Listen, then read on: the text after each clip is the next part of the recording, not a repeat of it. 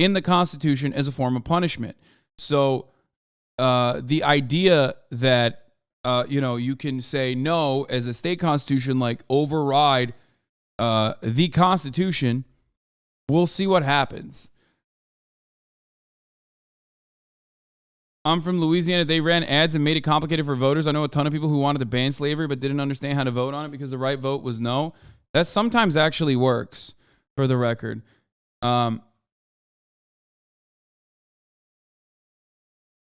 It's one of those reverse wording ballot measures and people don't understand that. Yeah, I mean, they're going to do everything they can.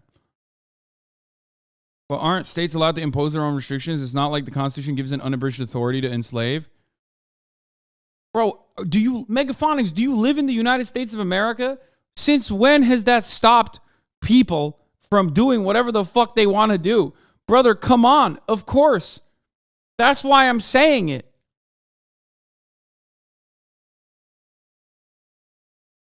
Bro, why the name call? Because you're asking a silly question.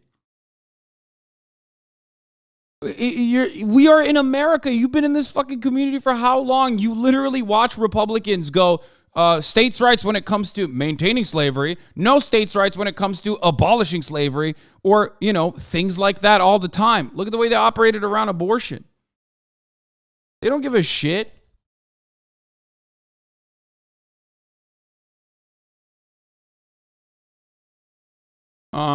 Who should run in 2024 for the Democrats? I don't know. I have no opinion on that right now.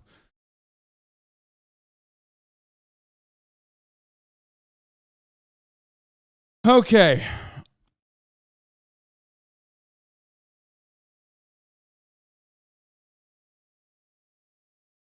So, fuck, I don't even know where to begin, dude. There's so much going on. Oh my God.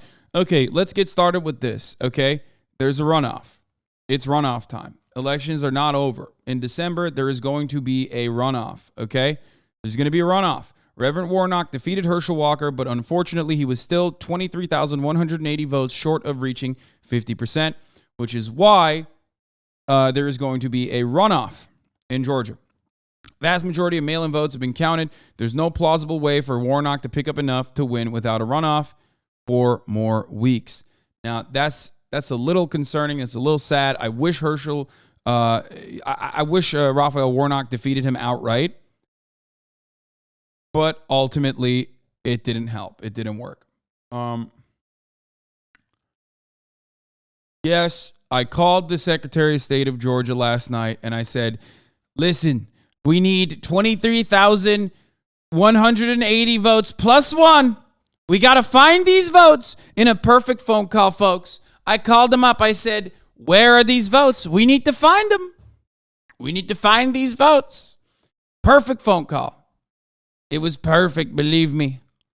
Mehmet Öz'ün eğer seçilsem Türk vatandaşlığından çıkaracağım söylediği için Demokratlar ve Ermeni diasporasının baskıları olduğu söyleniyor. Ne diyorsun? Aman sikeyim Mehmet Öz'ü. Mehmet Öz'ün götüne koyayım ben, okay? Sikimde bile değil. I did. I called him. I said, Brad, believe me.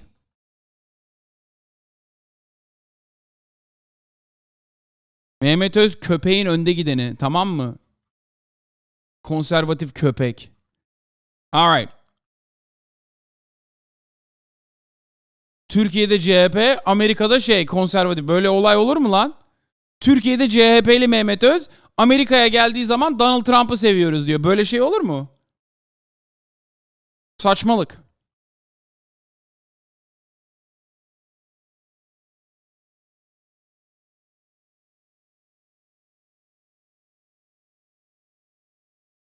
Anyway, am I having a stroke? No, I'm speaking to Turkish people in the chat that are asking about Mehmet Öz potentially renouncing his Turkish citizenship.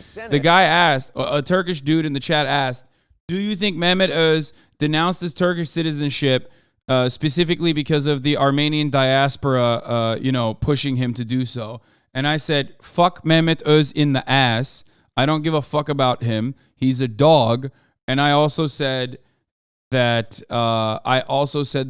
he's just fucking bullshit. That he is literally a social democrat in Turkey, but in America he's a conservative, and that's fucking bullshit. In the votes counted so far, And then you look at the governor's race, Kari Lake getting 48%. She is at the moment running a bit stronger in the suburbs around Phoenix, and that can matter. But we're on the second day now, and we lived through this in 2020. The most important part, Wolf, is in a complicated, very contentious and competitive battleground state. We need to wait, and it may take some time. 30% of the vote is still outstanding. Right. It just may well take some time. Now, when it comes to the battle for the United States Senate, you can understand why both parties are anxious to know the final result, because this race is one of three left undecided at the moment, uncalled at the moment, that will be absolutely critical to the balance of power in the Senate. When you come to the governor's race, this is one of the 5 or 6 states that will be critical in American presidential politics for the foreseeable future. And so who do you want, who do you want with the job of certifying the election come 2024? The Republican governor now, Ducey did that. Katie Hobbs was the Secretary of State.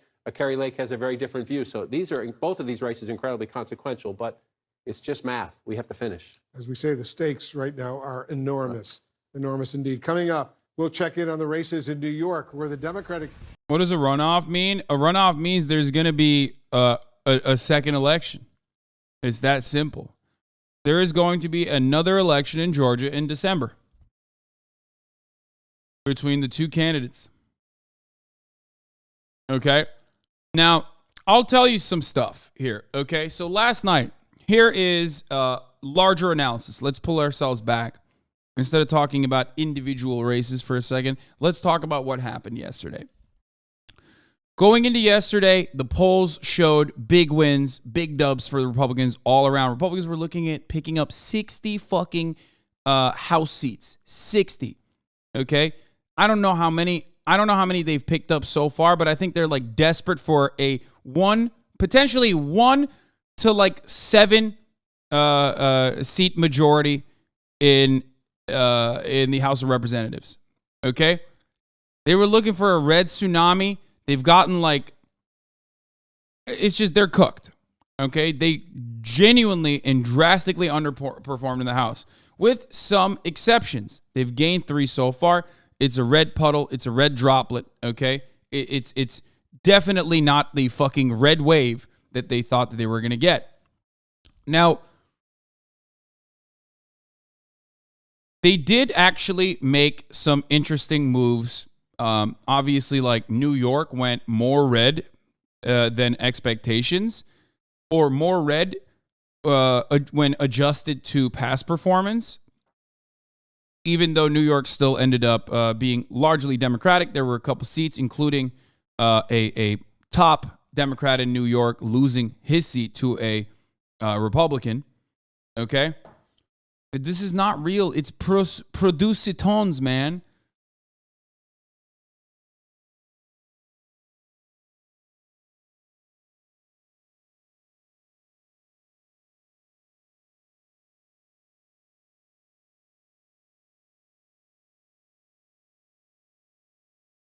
Did you see Crowder joking about Zimmerman killing Fetterman's family? What?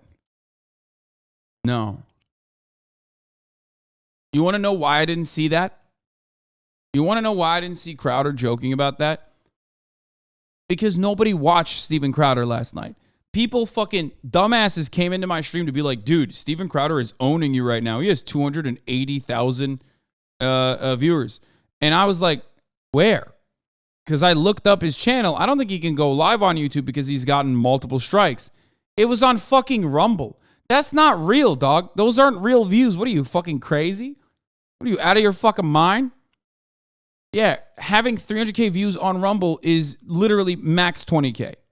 Okay? There's like 20K real views. 300K is just mostly bots.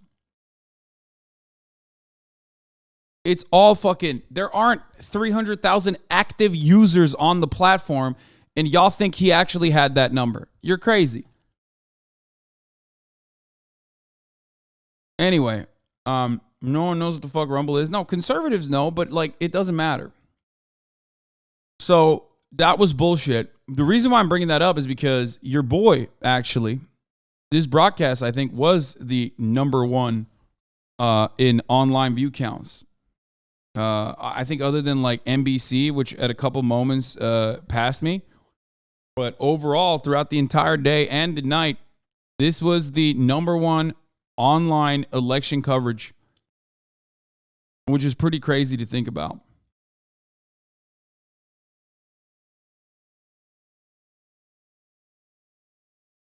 Yeah.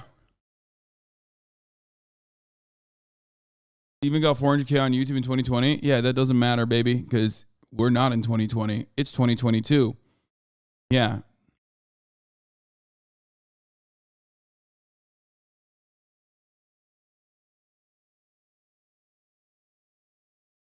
What did you peak? I was not here. I think like 85K, 86K or something. I don't know. Someone will eventually come out with like actual analysis. I was not really paying attention. I just saw it.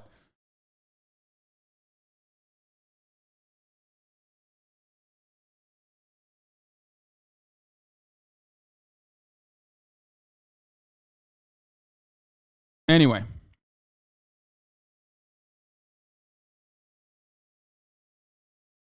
$87K.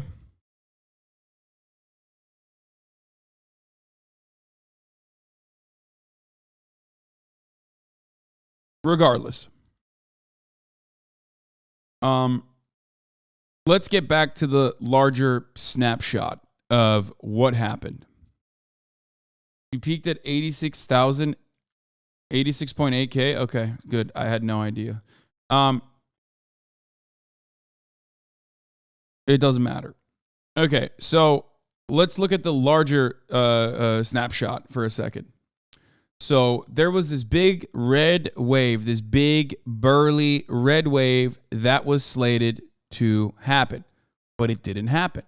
Why did it not happen? This is going to be on the minds of every fucking analyst.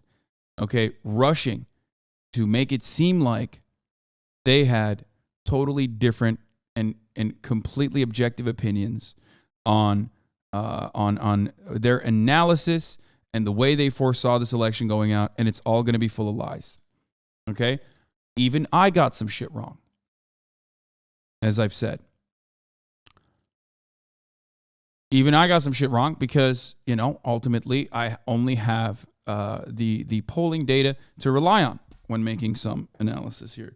There were things I got totally right on that the media got wrong in general, but polling is just completely fucking broken in this country.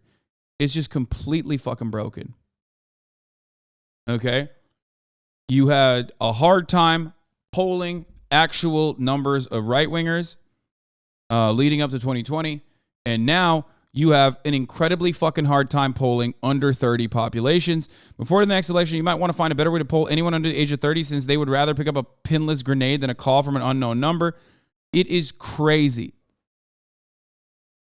It is mind-boggling how much they flubbed on Zoomer numbers. They just did not account young people voting at all. Like, there was no accounting for that. And young people did come out in big-ass waves, for the record.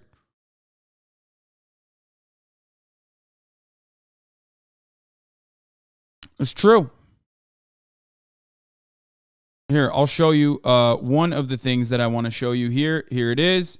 If not for voters under 30, tonight would have been a red wave. CNN National House exit poll showing Republicans plus 13 at 65 plus, Republicans plus 11 at 45 to 64, Democrat plus 2 at 30 to 44, D plus 28, 18 to 29, D plus 28.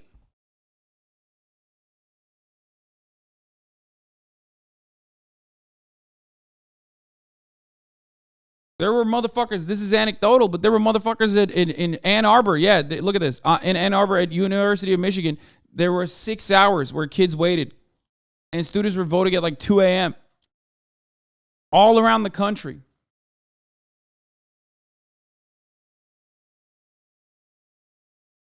All around the country.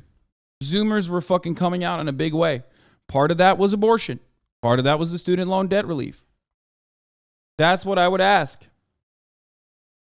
Why are your average viewers only at D plus 2? You think my average viewers are 30 to 44 rather than 18 to 29? Are you fucking delusional? What the fuck?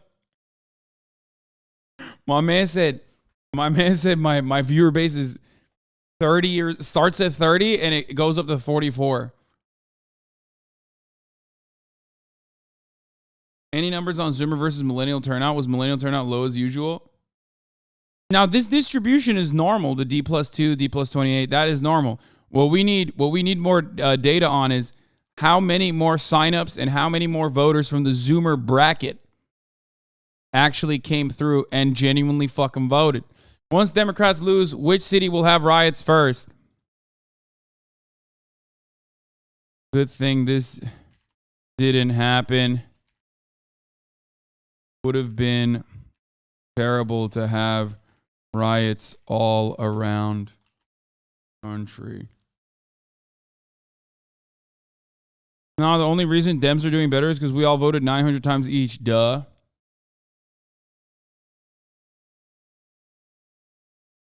Let's be real. It was thanks to Hillary Rodham Clinton. Okay, that's true, but you shouldn't say it. Huh.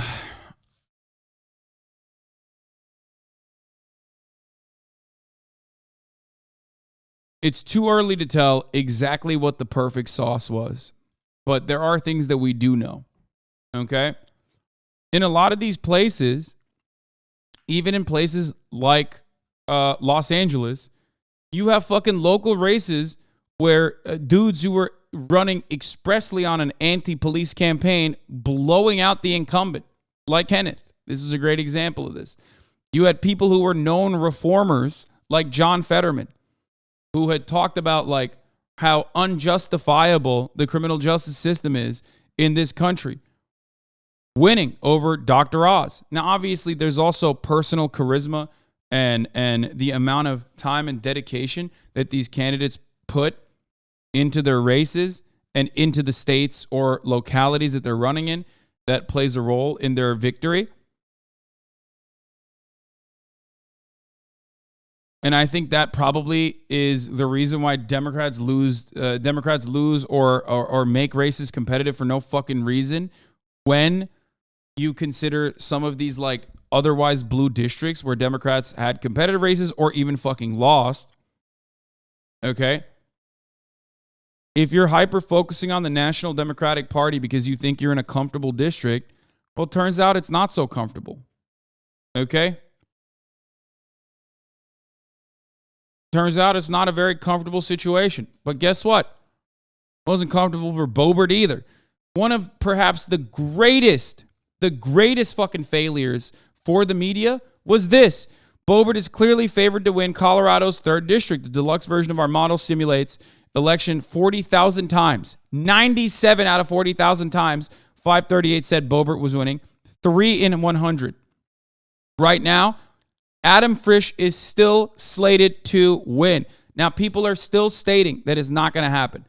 New York Times is still stating that it's not going to happen. 538, I believe, is still stating that it's not going to happen. But it looks like Adam Frisch might actually win. The only people that claim Adam Frisch is going to win are motherfuckers in Colorado on the ground, including members in this community that have said time and time again that Lauren Boebert actually has a hard... Lauren Boebert might actually fucking lose.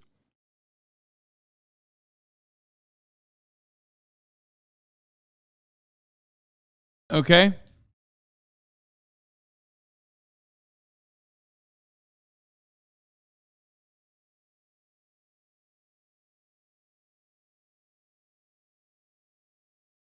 Be prepared for mainstream media to start paying more attention to political streamers / YouTubers like yourself. Yeah, well, I don't want that. Stay the fuck away, mainstream media.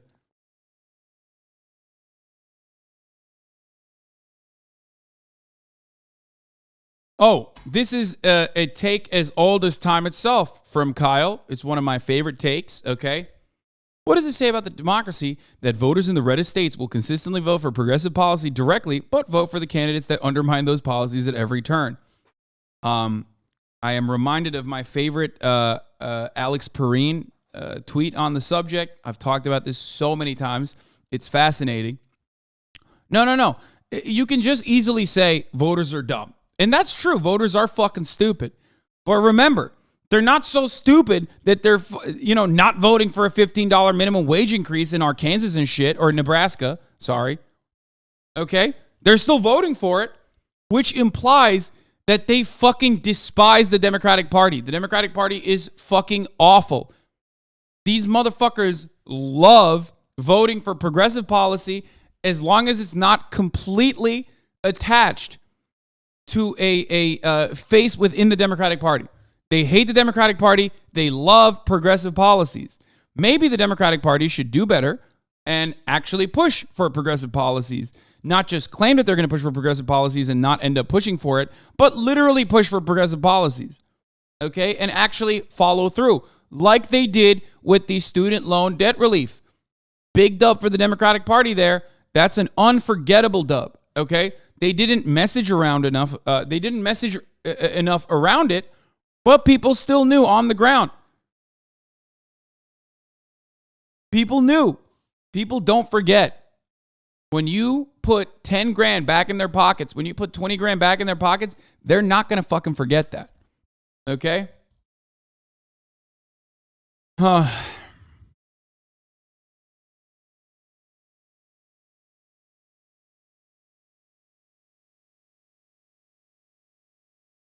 Stop coping. Fetterman only won because they would never allow an Ottoman Chad to win. Yeah. Bro, you have 50K viewers. You are literally mainstream media right now. I am literally not mainstream media. That is fucking insane. My numbers are nothing in comparison to CNN, national primetime television. That's one. And two, I just started off by talking about how I would blow out Michael Bennett's back walls. Okay? Wolf Blitzer is never going to tell you the truth. Wolf Blitzer is never going to sit there and be like, Michael Bennett is the sexiest Democrat, and that's why he maintained his Senate seat. You're not going to hear that. Okay? You're not going to hear that from Wolf Blitzer. Wolf Blitzer fears the truth. He fears how horned up he gets every time Michael Bennett is on screen. I am unafraid. I will say it.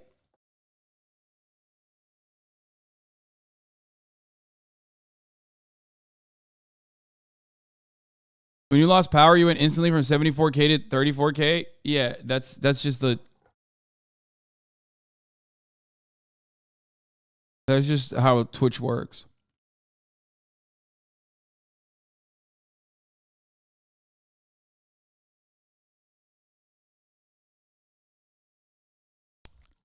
The way you pronounce Arkansas is against the law? What law?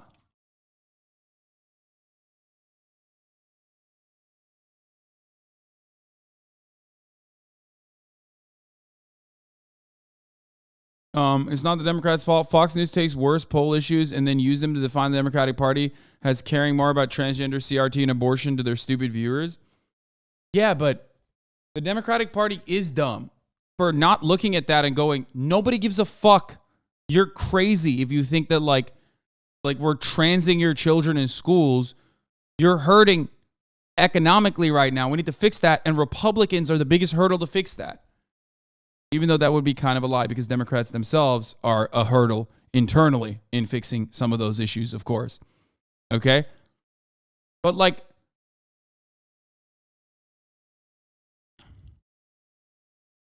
what is this? Worst tweet of the day, smoking on that verified Zaza. Michael, why did you show this to me?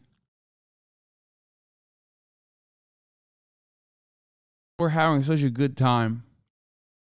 Oh my God, that's so bad. Brick for Bennett, happy. Hour moved to Thursday at Applebee's. Free jalapeno poppers. What do you mean? You think politicians should consider lying? First of all, politicians lie all the fucking time. I'm saying lie adequately. Lie in a good way. Lie in a way that like benefits you. And then also, if you don't want to lie, then fulfill the lies that you claimed are lies. It's super simple, okay? The difference between a Democratic Party operative lying versus telling the truth is the willingness of the Democratic politician. That's it. They lie all the fucking time.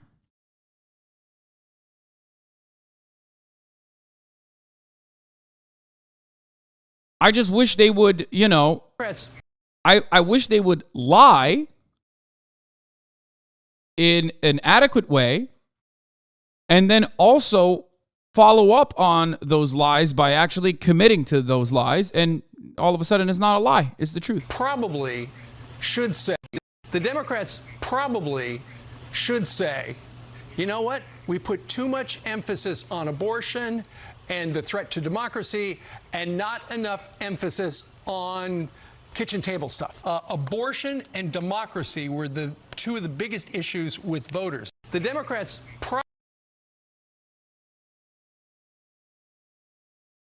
I'll be updating this all day. Fox News isn't news. Classic. Kitchen table stuff means, he's not even wrong, for the record. Kitchen table stuff means like kitchen table issues like pocketbook shit, you know, inflation. Or sometimes they mean like Dim Tool tweeted about you earlier, but I can't post him a brokey. Check his Twitter. Wait, what did he say? God, he must have fallen off so big that we didn't even fucking notice.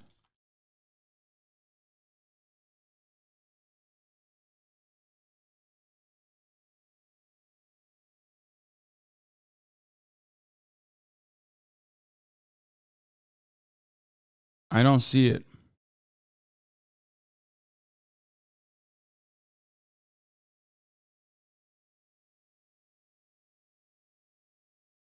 Elon Musk, communist confirmed.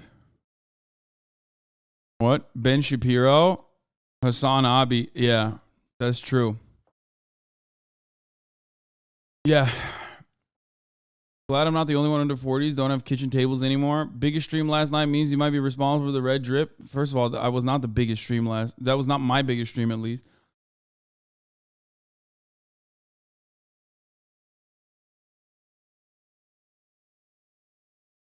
What is this? When will Tim Pool get out of the prediction game? Has he ever gotten a political prediction right? Democrats panic after mail-in votes fall short, signaling massive GOP red wave. New projections show insane red wave coming. Democrats are freaking out. Democrats panic over blowout loss as safe blue area is now expected to flip GOP. Governor admits they're being destroyed by GOP as red wave looms. This is pretty funny. Like, assuming that there's a fucking red wave happening in California is pretty funny. Occupied Democrats are wilding out. They marked safe from the red ripple today.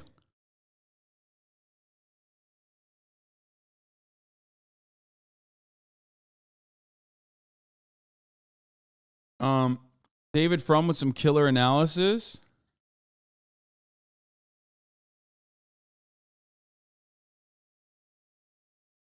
I thought student debt relief was bad policy and bad politics. I still think it's bad policy.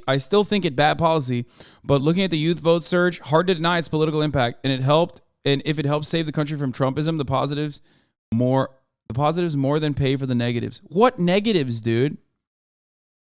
What negatives? Why can't these fucking losers admit that they're wrong? Like, it's just such a fucking, what a schmuck. What a fucking schmuck. Jesus Christ. I'm telling you, dude, we need to put a shutdown on conservative Canadians coming into the country and writing articles, okay? And making political statements. Conservative Canadians, you have no quarter here, okay? Get out. Go back to Canada. Go back to Snow, Mexico. Go fucking ruin Canadian politics, okay? I'm sick and tired of motherfuckers like David Frum coming in here and being like, oh, well, it's really bad that there was student loan debt relief. Shut the fuck up. They're not sending their best. Like, he quite literally is recognizing that it is good politics, but while still maintaining a position, it's bad policy. It's not bad policy either. It's good politics and it's good policy. Holy fuck. Why can't David Frum just keep fucking his TAs, okay? Why does he have to write these articles instead?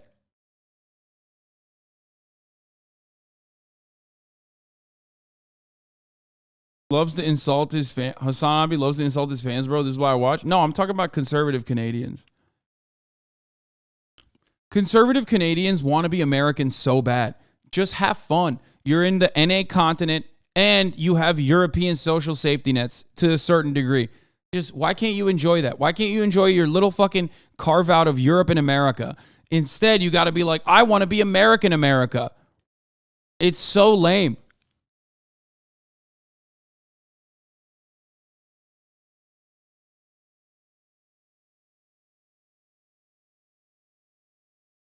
Anyway.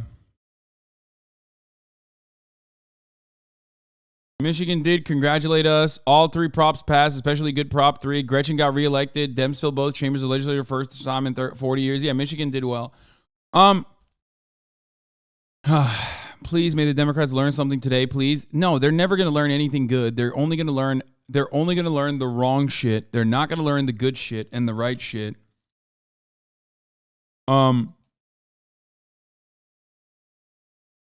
Like some of the main messages here is that when Donald Trump is not directly on the ballot or directly on the bully pulpit, he's not able to fucking captivate the attention of Trump stands in a way that mathematically helps the Republican Party. This causes a lot of commotion internally because the base support loves Donald Trump, but not enough people within the base support love Trump enough that they're going to go out and fucking vote for Trump candidates, especially when he's not president, especially when he's not running for president. The base also loves Ron DeSantis, okay? And Ron DeSantis is very Trumpian enough that, like, there's enough Trump supporters that like Ron DeSantis. And Ron DeSantis is favored by the Republican Party's operatives. So right now, the Republican Party has this opportunity to use the electoral defeat to shit on Donald Trump. But if you shit on Donald Trump, you run into the fucking negative turnout, the depressive turnout, the depressive impact that negative campaigning against your top dog has on voter turnout. This is a major issue for the Republican Party right now. Okay? Major issue. Ron DeSantis is top dog. Fox News is now declaring them the new Republican Party leader. He fucking killed it in Florida. He went from barely defeating Andrew Gillum to just absolutely eviscerating the Democratic Party. Miami-Dade County is red. It's crazy. Like, you have districts that would otherwise be blue turning red. Ron DeSantis did a lot to make sure that he was, going to stay the governor of Florida. But it is wild to see how much things have changed. And the Republican Party loves him because he is just Trumpian enough to captivate the attention of the hogs, even at a national level, but also not an unknown factor. He's not volatile like Donald Trump is. He's not going to be, he has more of he's a political demon. So he has more interest in advancing the ideological project of the Republican Party more than just advancing himself. Donald Trump, on the other hand, cares about himself. Okay? And only about himself. And if the Republican Party will help him get to where he wants to be at, he'll use the Republican Party. But that is legitimately fearful for a lot of Republicans in control, which is why they like Ron DeSantis and they don't like Donald Trump. That is going to cause a rift within the Republican Party. It's going to be a fun one. There's going to be a lot of drama, and I'm super excited for this upcoming Tuesday when Donald Trump in Mar-a-Lago comes out and openly states that he is running for president. Now, we'll see if he actually does that, because there was a lot of fucking L's that he took tonight. Some of his candidates are not doing as well. The Republican Party did not have the big red wave that he claimed they were going to have. But here it is. I have an exciting announcement that I can't wait to share with you on November 15th. I'm going to announce something huge at Mar-a-Lago, and I want you to be there.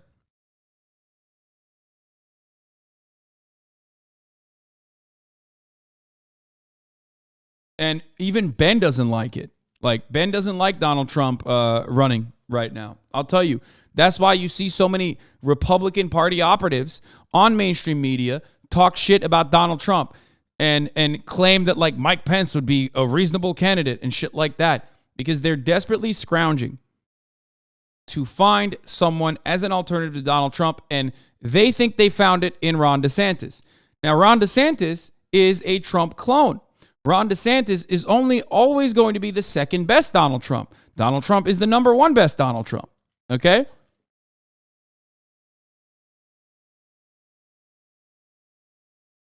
So we'll see what happens. All you have to do is contribute $5 or more, and you'll automatically be entered to be the very first person to meet me in Mar-a-Lago after my big announcement.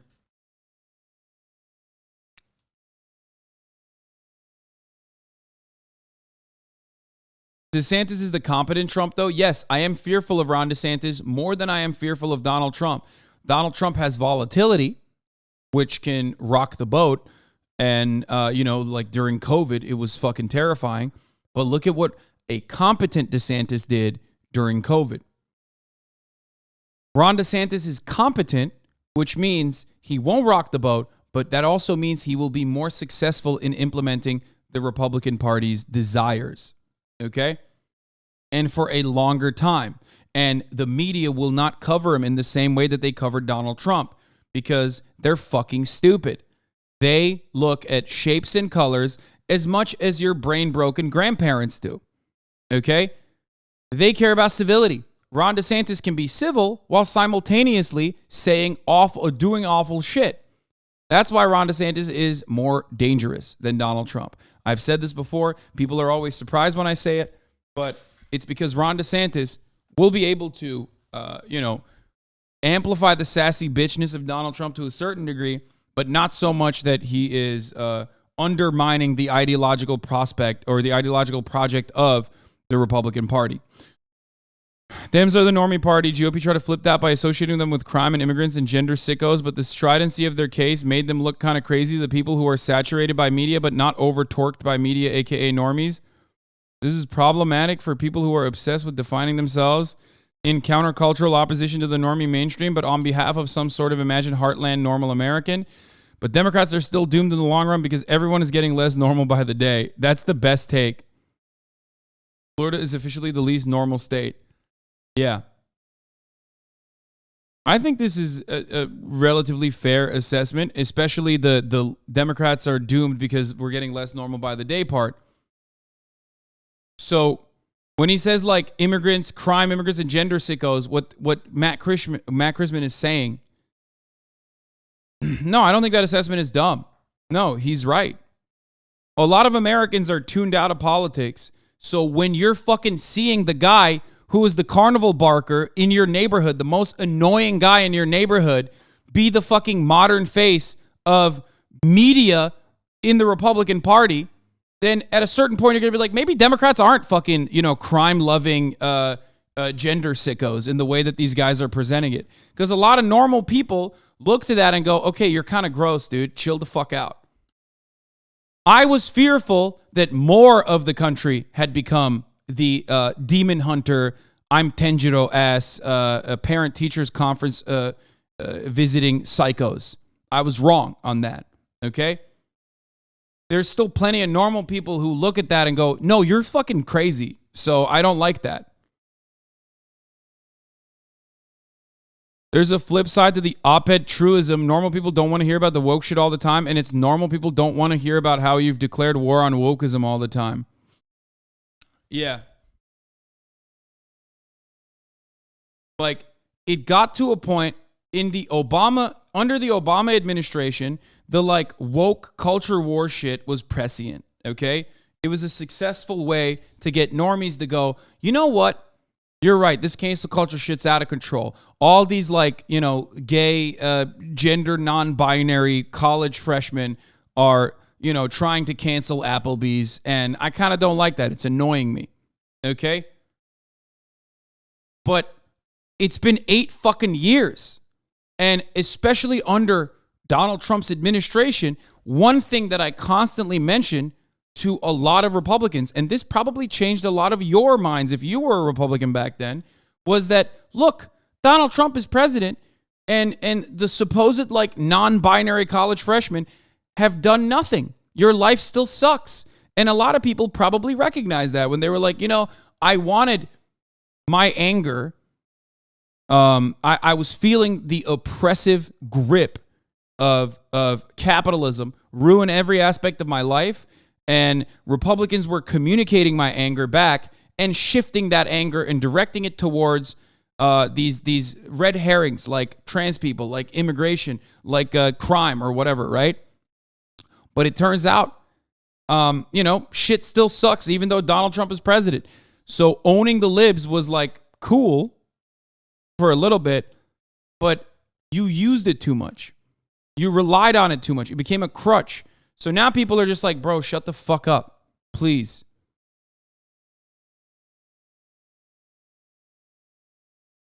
Mike from PA shouts out to Pennsylvania, shouts out the Central Committee, shouts out to Michael. That's a stretch. Okay, well, we'll talk about it in a second. Shouts out to Mike from PA though. Pennsylvania pride, baby. I'm a Yinzer. You know what I'm saying? I'm so fucking on board with Pennsylvania as a state. You don't even know.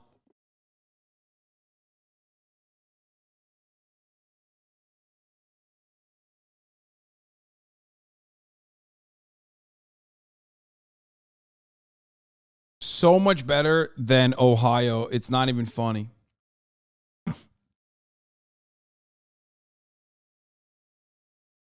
I think Normans in the suburbs are like, I've never even met a trans person. What the fuck are you talking about? I couldn't see it. No, I think when you go overboard, look, when you're campaigning, you're not supposed to go too racist. There's like a pocket where you're racist enough, but like not so racist that Normans look at that and go, okay, that's a little icky. And Republicans lost the plot on that. They were doing that. They were literally like, no, everyone is just as fucking racist as we are. Look at all these black people that were released from prison. They're coming to rape you. Okay? That was literally across the country. That was one of the most, it was one of the most common fucking mailers. We talked about this time and time again. And I think at a certain point, people either went, you're right, and they lost their fucking minds and became even further reactionary, more reactionary, or they looked at that and went, okay, this is like getting out of fucking hand. They crossed the icky line, and that's a really scary place to be. When you cross the icky line, okay, you either captivate an even more radical base of support that decides this shit is for me, okay? I'm losing my fucking mind. I'm completely gone insane. There are demons in the Democratic Party, okay? Or you go, that's too much. I don't believe that. You're being fucking crazy.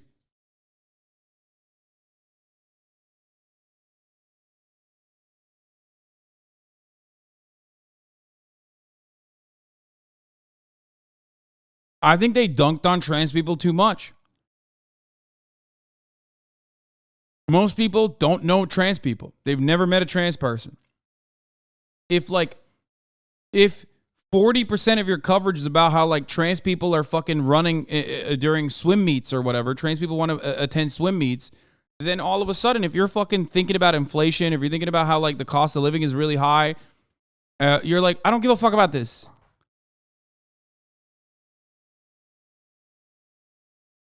Okay? Now, of course, a lot of people might have met trans people. They just don't know it. I'm just saying that, you're supposed to say you don't think men should be in women's bathrooms, but even then, you're extending on that too much.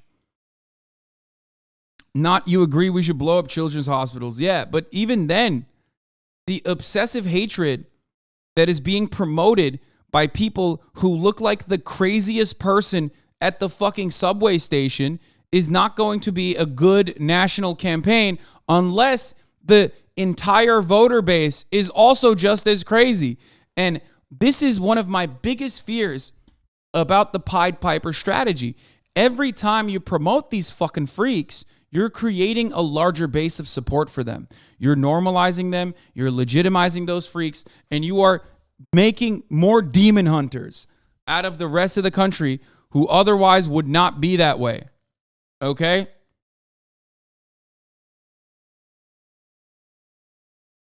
Do you get it?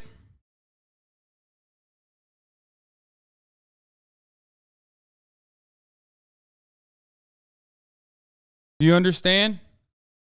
Florida is a great example of that. Florida is a great example when that dam breaks. Okay? And the normal voter in Florida becomes an unhinged psychopath. Okay? A sick freak, a sicko, a demon hunter. Florida is a state full of demon hunters. They've lost the plot. captivated by trans panic, captivated by, criminal gangs are coming to kill you, and Democratic woke DAs are letting them out. That shit sucks. You don't want the rest of the country to look like fucking Florida, dog. I promise.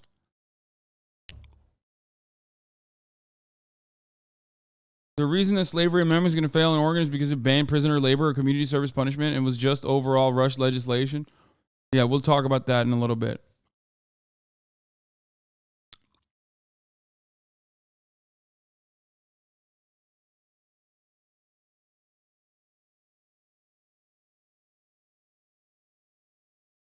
Last night was not a referendum on Democrats' excellence in governance. It definitely wasn't. It was a referendum on Republicans' lack of seriousness. Democrats will misread this and keep doubling down. So if Republicans get serious and drop the frivolous bullshit, 2024 could look very different. If culture war isn't frivolous bullshit, by the way, it's key. But it's the icing on the cake of competent governance and earning trust with voters. See DeSantis, Ron, and Youngkin, Glenn.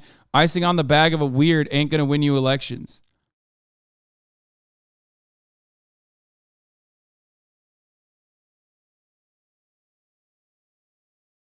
I love that he can't drop the culture war shit, by the way. Look, I don't know if I agree with Ben on that.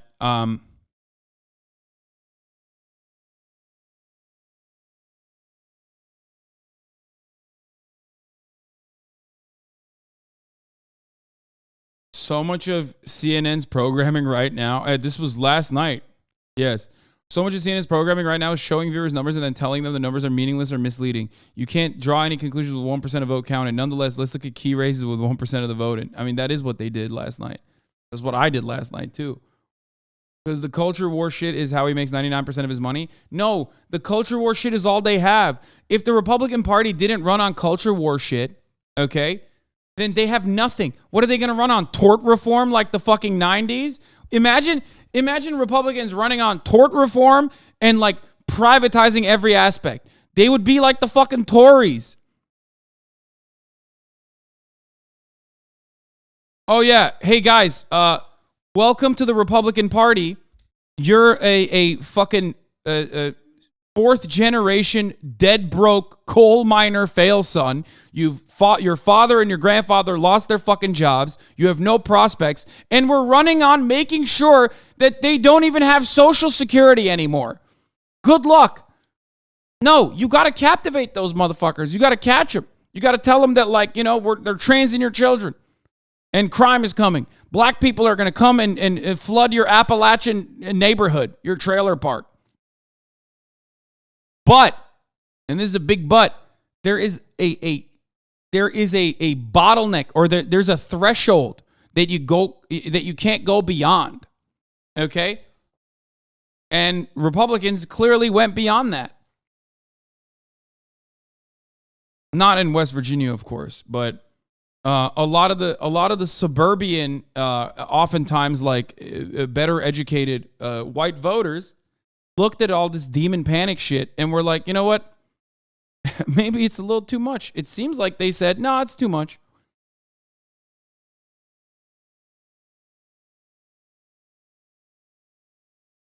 Anyway, trans people are coming. Black people are coming. Come floods our streets.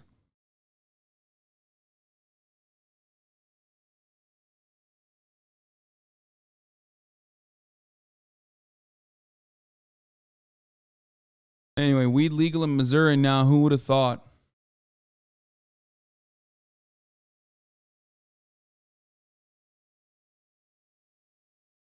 Sam Cedar made an argument against those who completely dismiss the Pied Piper because it platforms psycho-reactionaries, potentially increasing their base. He believes that the cat's out of the bag anyway, so you can't ignore your way from it.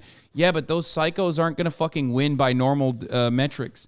If the Republican Party hugs the psychos more like they did with Donald Trump because they had to, or because they realized like we have to lean into this because we're in a weird predicament where our base is full of these psychos, so we can't win primaries without these sickos, okay? Then you run into a very weird predicament. You don't want Fox News to keep pumping out more psycho shit.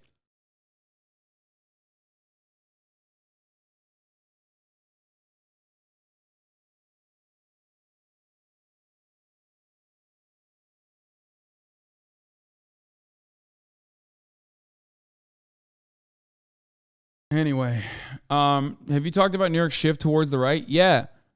The more you legitimize crime wave narratives and shit like that, the more your base of support is going to move in the right direction. Move towards the right.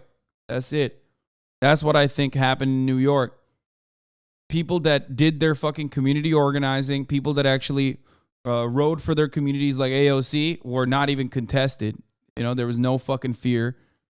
And people that didn't do that, and people that fucking went with the Eric Adams route, actually got fucking cooked. New York State Dem Party leadership, which was gutted under Cuomo, stuffed with lobbyists, works to boost GOP, and failed to pass basic state ballot measure to protect New York districting. Redistricting must be accountable. I called for Jay Jacobs' resignation a year ago, and I still hold that position. These guys they're bad. They're awful. What did I tell you about safe blue districts?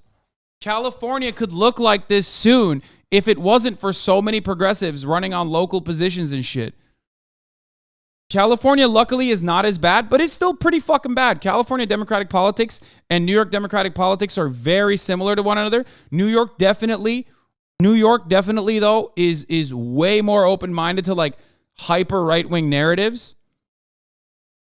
And that shit is not good.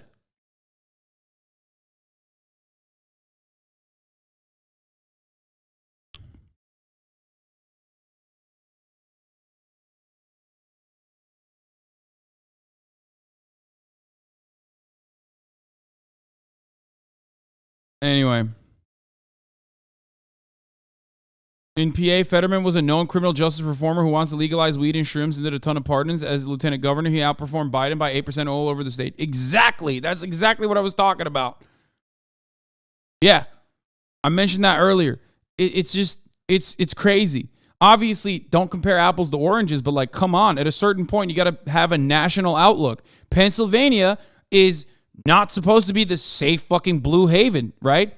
New York is. And you have Pennsylvania running a fucking significantly more outwardly progressive candidate and winning, despite the fact that he could not even adequately communicate in a fucking debate against Dr. Oz.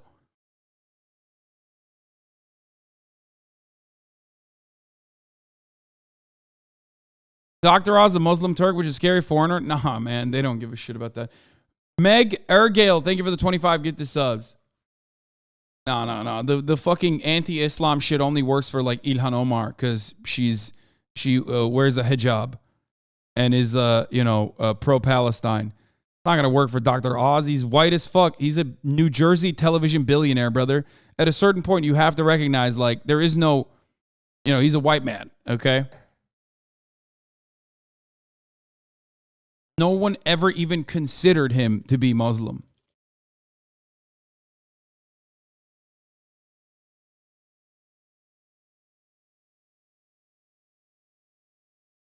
In my opinion, it's hard to get takeaways from the middle 10% of the population to switch to they vote for every 2 years law. They're not the most rational bunch. Hard to pin that group down. I know. We need to dramatically change our outreach strategy. Okay? Progressives need to keep pumping out that outreach strategy that they thought was a failure under Bernie Sanders the second time around, but they need to keep fucking working at it. Democrats should be spending money in that direction rather than hyping up psychotic fucking election-denying fascist Christo-nationalist fascists, okay?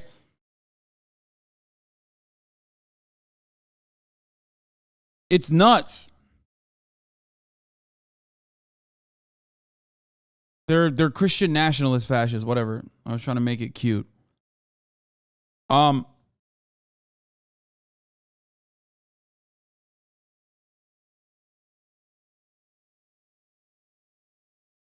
New York soon to be red state according to Ben Shapiro. Any truth to that? No, there is. You could fix New York, but New York has always been. If you remember, I've talked about New York politics a lot. I've told you, New York politics is and has always been a horrible, hyper right, like controlled by some of the most right wing Democrats in the country. Not like right wing in the same way that like Henry Cuellar is, but right wing so much so that like they would rather maintain a stranglehold over like the Working Families Party in New York and the only way to do that is by aligning with fucking Republicans, as Cuomo did regularly. Okay? Then allow that machine to be overtaken by leftists.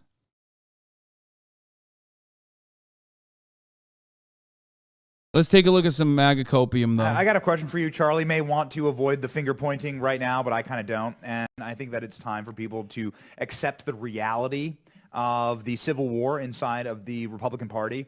It does seem as though, talking about doing nothing, man, I have never seen anything more flaccid and linguini-spined than the way that corporate... I love Benny Johnson talking about flaccid, dude. Holy shit. The only time Benny Johnson is not flaccid is when he's looking up gay cruises, okay? And then saying, oops, how did these ads for the gayest cruise come up on my timeline? That's crazy.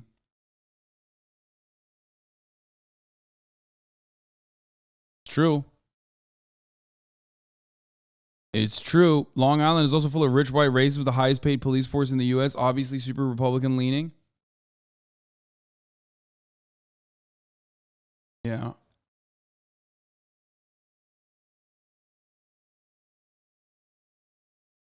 New Yorker here. Lee Zeldin had an insane support in the upstate where I live and in Long Island. He outperformed Trump in every single county, including the 5 boroughs, but not enough for him to win.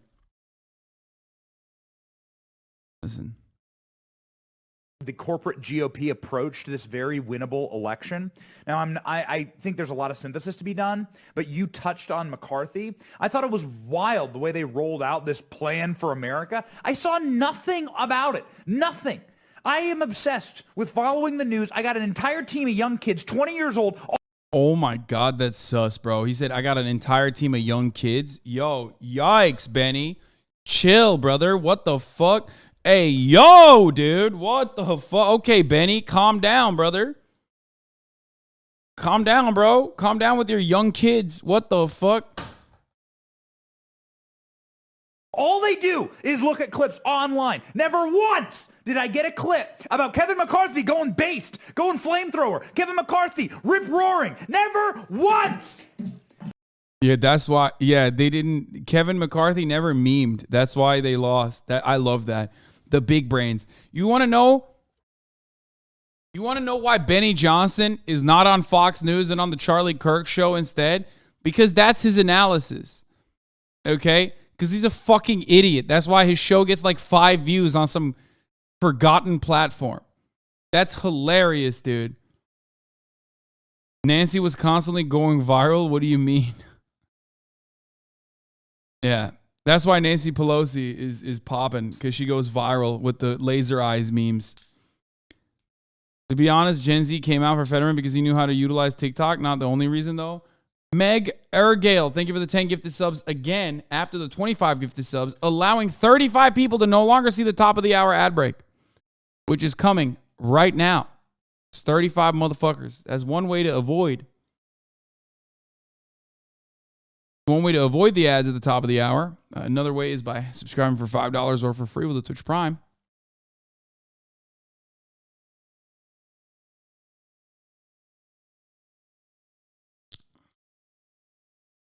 Cracky McWestside, thank you for the 5 get the subs. Here's the 1 minute ad break now. The Idle Room, thank you for the 5 get the subs. Huh. I didn't get a single clip that like the corporate GOP did a single fire thing in this election. And we cover this Benny, day in and day out. We have the best damn people on the internet covering. Yeah, Nancy Pelosi wins, and the Democratic Party wins because it's Nancy Pelosi's titties, dude. That's it. The hottest clips out there. Rocket 97, thank you for the 10 gifted. Let me cover, thank you for the 5 gifted. Boost! I would have covered it. I have nothing against it. But I didn't get a single clip, Rich. Nothing. 20 seconds, Rich, and we'll talk over the break. Yeah, Benny Johnson. Benny Johnson, dude. He has his finger on the pulse, ladies and gentlemen. Quality analysis. Not enough based, groiped up clips from Kevin McCarthy. Yeah. That's why. Lee Zeldin outperformed expectations, but not outperforming the polls. Why? He's based. He's based and red-pilled, groiped up shouty. That's why.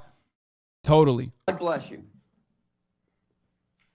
Am I wrong? Yeah. Oh, I got no. God bless you. They released. I thought we were going to break. They released. Bro, the GOP is in a weird predicament.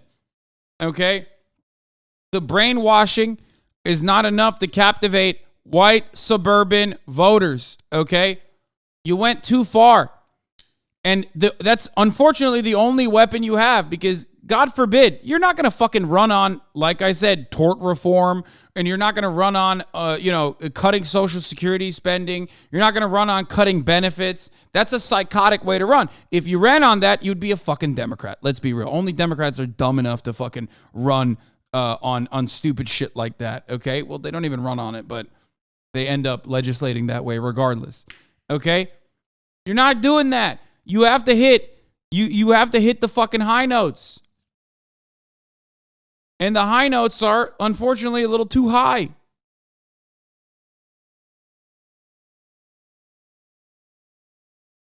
Apparently. Hard to believe this wasn't a winning message.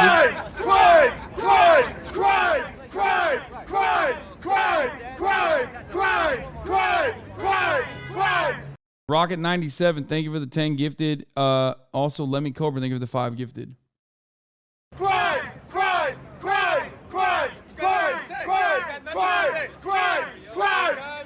I mean, that is what they fucking ran on. This is like every Long Island small business owner dickhead who wanted Lee Zeldin to be governor.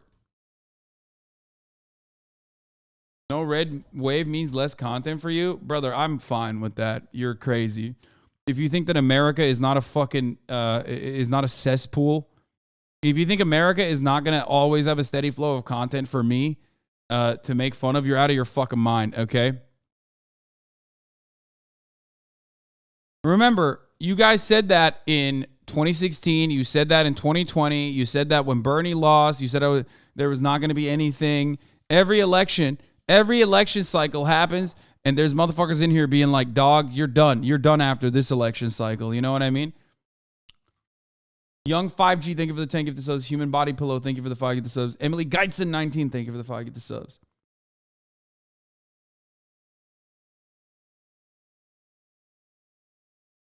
Go through any tweets with leading conservatives questioning why they lost so hard. We'll see women being concerned about abortion rights and all of them. Republicans dying on the abortion hill.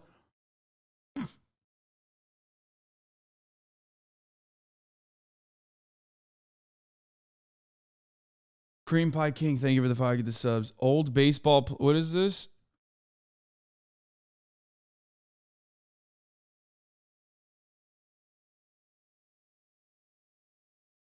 Here's the Shabibo rage. Let's watch Shabibo malding. Not a red wave. This was not only not a red wave, it was not a red tide, it was barely a red trickle. Barely a red trickle, which means heads should roll. When your football team is expected to go 16-0, it's one thing if your football team then proceeds to go 14-2 or 10-6. If your football team proceeds to go 8-8, people get fired. The entire coaching staff, the entire leadership team in the Republican Party needs to go, and it needs to go now. Now, I spoke to the Republican House Caucus back in 2021, and I said to them, if somehow you fail to take the House, given the conditions that you have been given, every one of you ought to lose your jobs. Well, they're barely going to take the House, and I mean barely going to take the House. The current estimate suggests that Republicans are going to win somewhere between 8 and 15 seats in the House. They started off with 212. That means they will end up on the low end at 220. Out of 435, which means that they would have a 5-seat majority in the House after starting with just a 10-seat minority in the House. That is an extraordinary. Well, he says this like he's in one of the main mouthpieces of the GOP. No. This is one area where Ben Shapiro, unironically, is closer to the Republican Party's operatives than he is to the Republican Party's voters. He's constantly trying to maintain this delicate balance of pushing the culture war shit while also simultaneously truly wanting to make an earnest effort to, like, eviscerate Palestinians or make sure that, there's even further tax cuts and further deregulation. Like, a lot of Republicans don't care. A lot of Republican voters just care about the culture war shit. Ben also cares about the Republican Party. Okay? He also maintains this delicate balance by hiring motherfuckers like Michael Knowles and Candace Owens to say the psychotic shit, Matt Walsh, to say the psychotic shit so he can turn around and sometimes say, I'm the reasonable person here. He's mad because he thinks that, he sees the writing on the wall that like not enough crazy folk are in the ranks of the loyalist ranks of the Republican Party to go out and vote on the let's murder trans people campaign or there's crime happening everywhere campaign. He'll keep pumping those narratives, but he recognizes that like there's more to it than that. Really crappy result. In the Senate, the Republicans look like they are going to be on the losing edge of this one. Basically, the entire Senate comes down right now to Georgia, where it looks like there will be a runoff between Herschel Walker and Raphael Warnock. Arizona, not all the votes are in because apparently all the votes in Arizona are counted by a single blind nun working in Mozambique. And so we have to take at least 7 years to count all the votes in Arizona. And the same thing holds true in Nevada.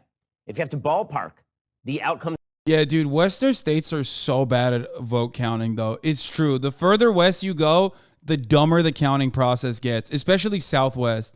He's not wrong about that. It's insane. It is literally insane. Like, California is great for many different things, but it is wild to me that it takes like 6 weeks minimum for like any consistent number to come out. It's always projections. Same with Arizona. Arizona takes too long. Nevada, oh my fucking God. What the fuck is happening, dude? The only reason why you get information out of California is projections. Like, it's so stupid. It takes like 6 weeks for like the true winner to officially be declared in California in any race.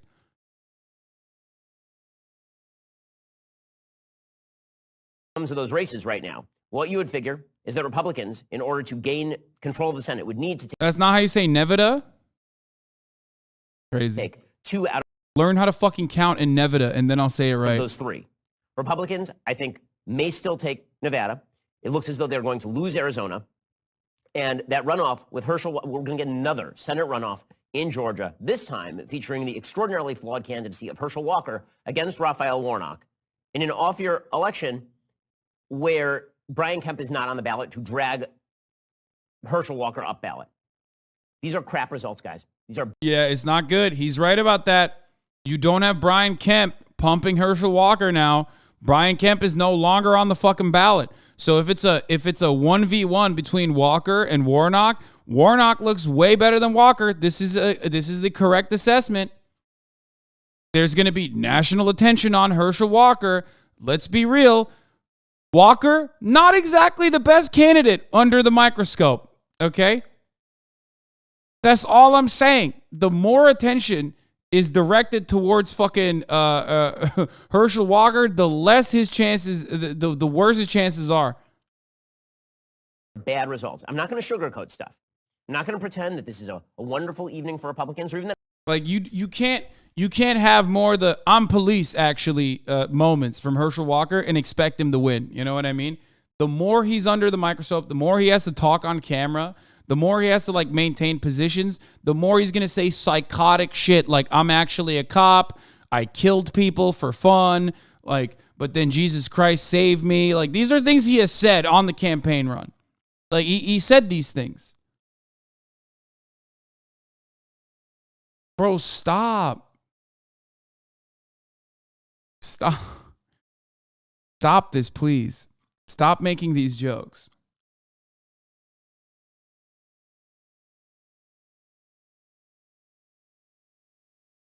He didn't say he murdered people for fun. I made that part up. He said he almost murdered someone. He was on his way to murder someone because he has a service weapon because he's a cop and he trained in Quantico or whatever, which is all a lie, by the way. And then he saw a Jesus bumper sticker, and that was his come to Jesus moment. And he decided he's not going to kill someone. And Jesus Christ was the reason why he was super close to killing someone and stopped himself from killing someone because he saw a Jesus bumper sticker.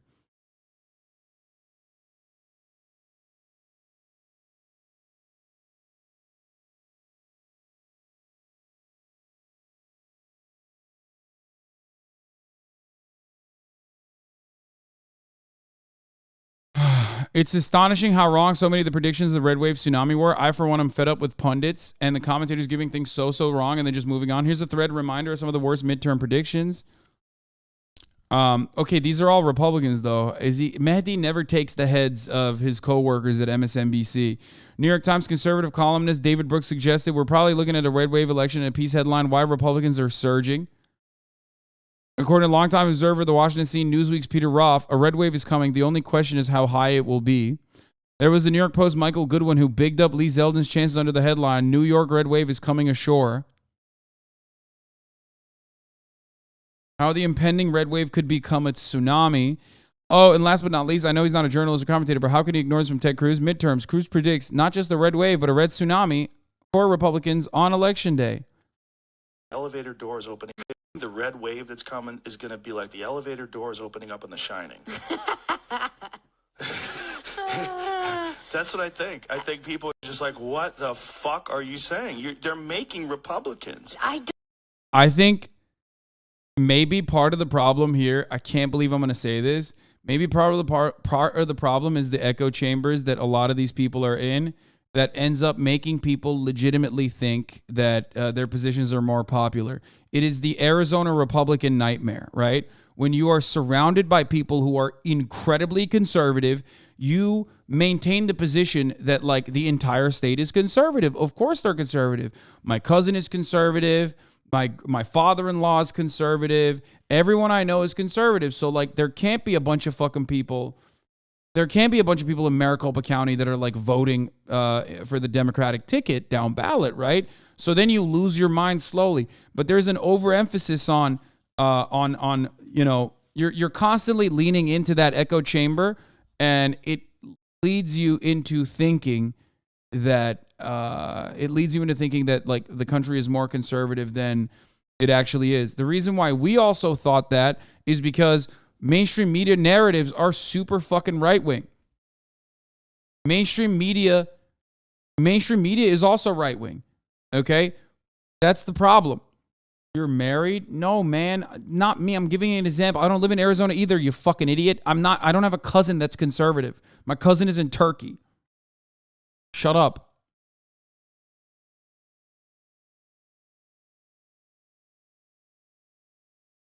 Chat is so dumb right now.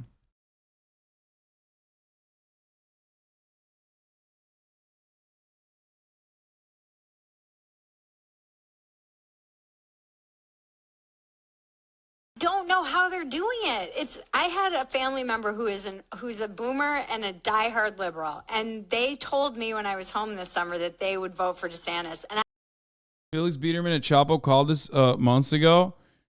Yeah, I know. He said the flip side of the op-ed truism, normal people don't want to hear about woke shit all the time, and it's normal people don't want to hear about how you've declared war on wokeism all the time. This was popping for the longest time. But it's gotten to a point where the louder voices in the building are the ones who are declaring war on wokeism. How many fucking times do you have to hear the same joke about like gender pronouns from the fucking conservatives over and over again? The idea that like, oh yeah, guess what? They're telling Yoplait yogurt to be gender neutral. They're making the yogurt woke. It's like, dude, come on. We moved past this. Like, no one gives a shit, please. There's 8% inflation. My pronouns are patriot and ass kicker. Okay? It's like, okay, we got it. We got it.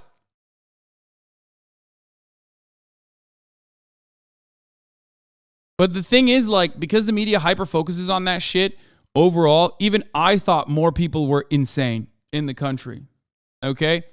I thought there were more people that were insane in the country than there actually are. Now, this doesn't mean that there won't be more insane people in the country, because those suburbs are slowly but surely also going to get captivated by the brain rot, especially if Fox News keeps behaving in the way that it has been.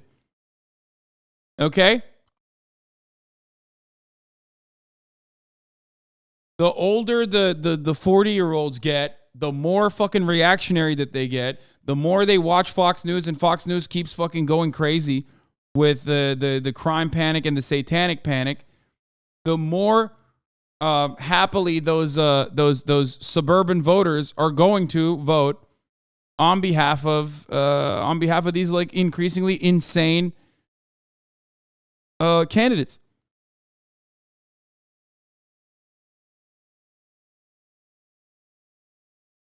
Gen X is a wild generation when you think about it. Yeah, well, it's lead poisoning, literally. One of the best things that happened, though, with the way that the votes were counted is that you didn't see a lot of stolen propaganda, stolen election propaganda, despite the fact that you could run that narrative in Pennsylvania, you could run that narrative in Arizona. You're not seeing a lot of that because the red mirage didn't happen. Everyone thought that the red wave was going to happen. It didn't even happen. There was no moment where there was a red wave. So you couldn't even fucking run with that.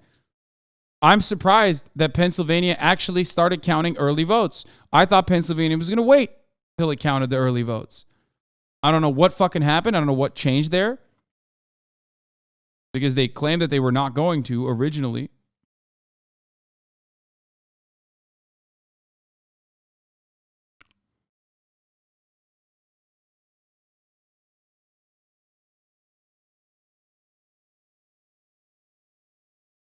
I told you they were doing both. Red like communists. There are no good communist candidates. I don't know what you mean by red wave. Good one. I think some of the chuds actually thought it was stolen, and this time they actually paid attention to how things are tabulated and thought, well, I guess not this time. So here's the thing. They started counting right at 7 a.m. No, I'm saying, like, I'm surprised. Mike, weren't they supposed to not count the early votes until the next day? Wasn't Pennsylvania supposed to do that? I thought Pennsylvania was supposed to start counting the early votes, like the mail-in votes, later. Anyway, here's another idea, by the way, and I should mention this, and I think it's a little bit more simple than you'd think. Look, I am not the most brilliant fucking commentator, okay? I'm an idiot. I'm a dumbass. Yeah, they weren't allowed to start until election day itself, but they planned on doing it right at 7 a.m. while in-person voting was happening. Okay, that's good that they started it on the day of. I thought they were going to wait a day on purpose to make it look like there was a red wave. But here, I'll just say this, okay? And I tweeted this already. It seems like, and I repeated this yesterday, I repeated this in the lead up to the elections, it seems like urging your voters to not use more convenient methods of voting, okay, and making sure that they vote on the same day is, in the long run, going to hurt your chances of having more people vote for you. Okay? That's all I'm saying. If one side is literally saying, vote early, vote often, go out and vote, do it by mail, we're going to make it as easy as possible to vote, to make you vote. And the other side is saying, do not vote by mail, do not vote early. And there's a lot of election fraud happening. There's a lot of voter fraud happening. Please do not vote. Do not vote until the day of. Well, then you're crossing the wires a little bit. You're going to get these fucking dummies to go out and go, hey, you know what? Maybe, why should I vote? Why should I vote even? Because if my vote doesn't count, maybe we need to, take it by force.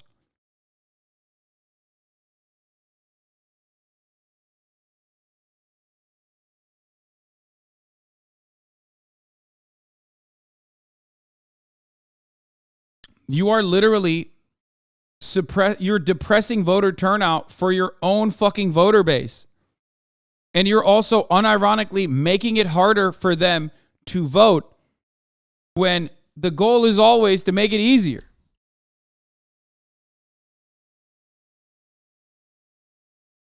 Or they can't physically vote on voting day and they don't trust mail-in, so they just don't vote.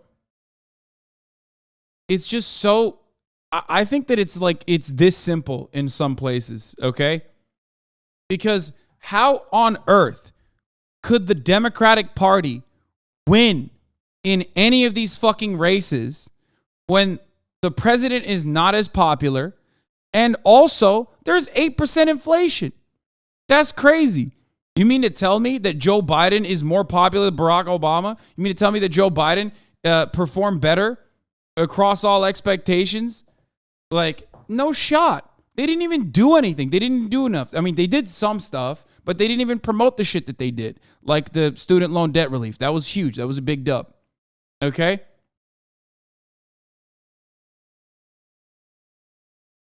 So, ultimately, I think that the Democratic Party didn't do enough to address some of the genuine concerns that people had. How'd they get this picture of you voting? Bro, chill. What the fuck?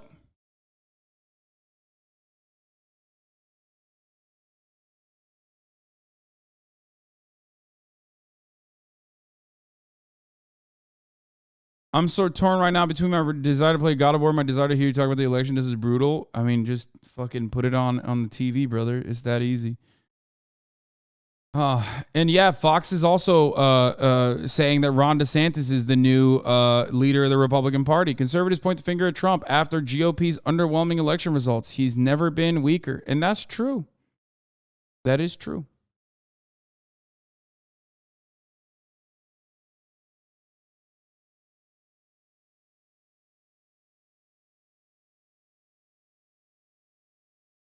Thoughts on St. Christopher? Oh, Chris Hedges says similar things. Listen to this article. The politicians who destroyed our democracy want us to vote for them to save it. I mean, he's shitting on the libs here, most likely. Or maybe he's shitting on the Republicans too, I guess.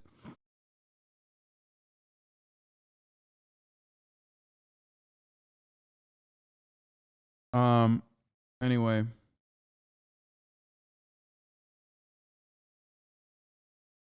How glorious is it going to be when Trump shits on DeSantis in the primary? Dude, I am very excited about that. I'll be honest. I am very excited to see a matchup between, maybe I'm selfish, but actually there's a positive to it as well. Infighting in the Republican primaries is always good, especially between someone that the National Party considers to be a good candidate versus someone that the National Party hates as a good candidate, even though on the ground, he is the most popular Republican still. You know what I mean? That shit is awesome. That is going to make great content for me. It's also going to, create political instability within the Republican Party. It's a win-win. It's fucking awesome. I love that.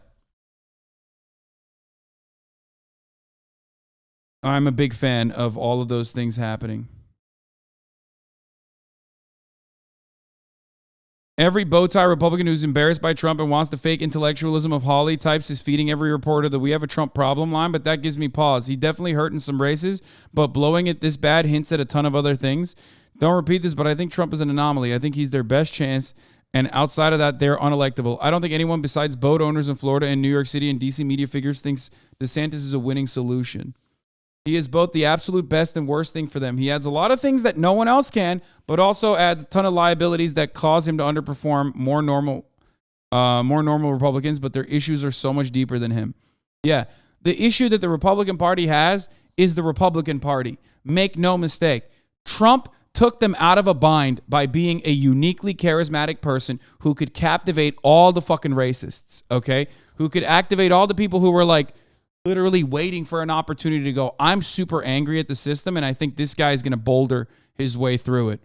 And he speaks just like me. But the Republican Party's issues, if you want to understand it, you got to go back. You got to go back in time to the Mitt Romney era, when the Republican Party was recognizing the Hispanic voter increase, okay, and trying to come up with new solutions. And we're so fucking close to hitting a more moderate position, which they did with Mitt Romney. They still got their back blown out, okay? They put a Massachusetts governor to run for president, a governor who literally fucking implemented the first statewide Medicare for all structure, the Obamacare, not Medicare for all, but Obamacare was originally implemented by Mitt Romney in Massachusetts. Think about that. And the Republican Party back then was trying to have a much better approach to immigration. They were like really trying to massage their narrative, trying to act like they were going to be pro-Hispanic. They noticed that a lot of these like red states, there was a surge in Hispanic voters that are coming of age, Latino voters that are coming of age, and they thought, oh man, we really need to go this direction. And then Trump came in and wiped the fucking floor with all these other guys. And they turned around and they were like, all right, well, now we're captured by this guy because he's so profoundly popular. Okay? But Trump is a unique entity because, and we've talked about this so many times, including the Chapo boys have talked about this so many times, you can't really have another Trump because Trump is a unique entity because, like, his fuck-ups make him seem genuine. Okay?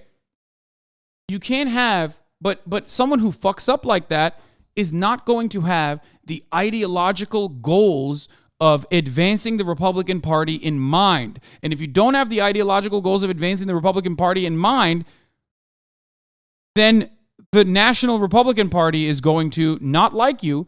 And also on top of that, you are going to fuck up in ways that can backfire.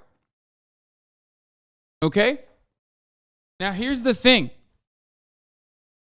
The Republicans are in a state where they have relied so much on wedge issues and culture war issues. Okay?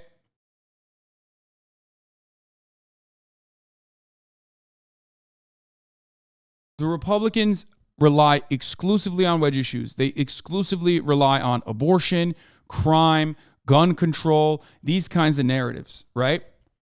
But because they've been winning so much on a lot of those instances, on a lot of those issues, like when it comes to gun control, no one's going to do anything about it, okay? You can't keep hitting that same note over and over again. You can't keep saying gun control over and over again. You can't keep saying abortion over and over again when you've actually succeeded in implementing that policy change. And then all of a sudden, people are reeling. People are recognizing the awfulness of such rollbacks on civil liberties. Okay? That's why I always thought, and even mentioned time and time again, that I never thought that they would fully go through with undermining and destroying Roe v. Wade. Because that carrot and the stick is what motivated the white evangelicals. But once you fucking destroyed it, once you literally gave them what they wanted, then obviously people are going to start recognizing how devastating that is for the women on the ground. Okay?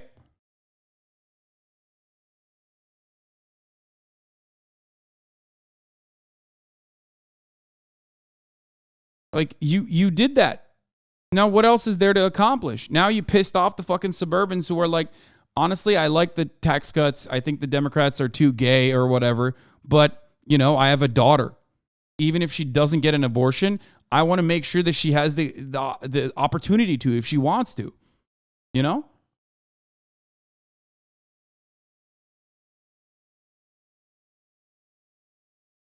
So now you're in this weird bind because you've been too successful on certain instances with your wedge issues. So now you can't even run that line anymore. And also, you've gone so far because you have to consistently put your foot on the gas. You need to keep pushing the gas pedal that you've gone so far that it looks insane. That's why, remember, when I was talking to Dave Weigel and Adam Conover 2 days before the midterms, or a day before the midterms, I was like, where are we going to go with the crime panic? How are we going to make the criminal justice system more vicious?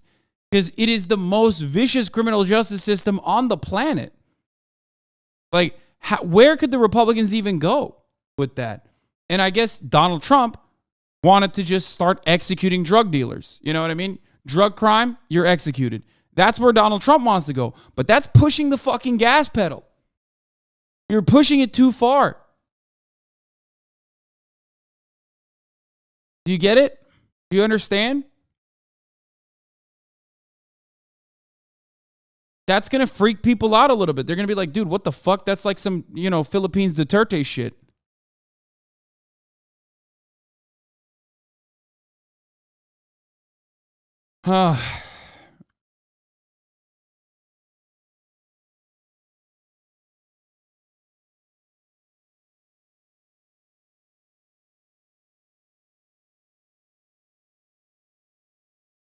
Remember when you were like, it's really weird that the media isn't talking about abortion anymore, and abortion was like number 1 or 2 issue in all exit polls? Yeah.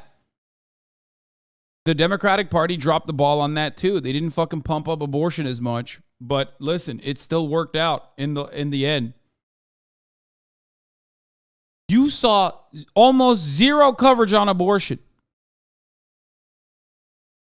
The last month leading up to the fucking midterms, everyone's talking about crime wave, inflation, crime wave, inflation. Where the fuck was the abortion conversation?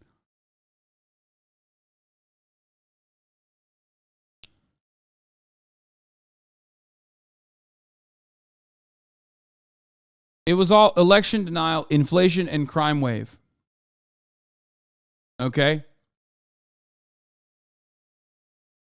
So there's a lot of there are a lot of issues with the narratives. There are a lot of issues with the way that the media dropped the ball. Okay? But ultimately, Crowded did a poll on what about their most important policy, and 70% said inflation. No, inflation is the most important policy. That is true. Democrats didn't really address that either, though. But then again, neither did fucking Republicans.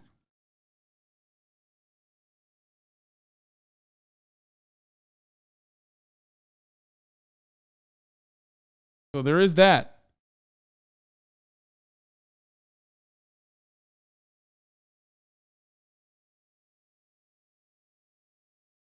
Maybe. And I think about like all the different ways to cover this. Perhaps maybe also the fast news cycle has something to do with this. I don't know. The fast-paced news cycle played a role in this. The media did not drop the ball. They did their job pretty damn well, keeping both sides neck and neck. What are you talking about? Literally every commentator, every poll, everyone said red wave is incoming. Nobody likes Joe Biden. Nobody's going to vote blue ever again. The fuck are you talking about? And you know, Americans somehow don't care about democracy. What is happening?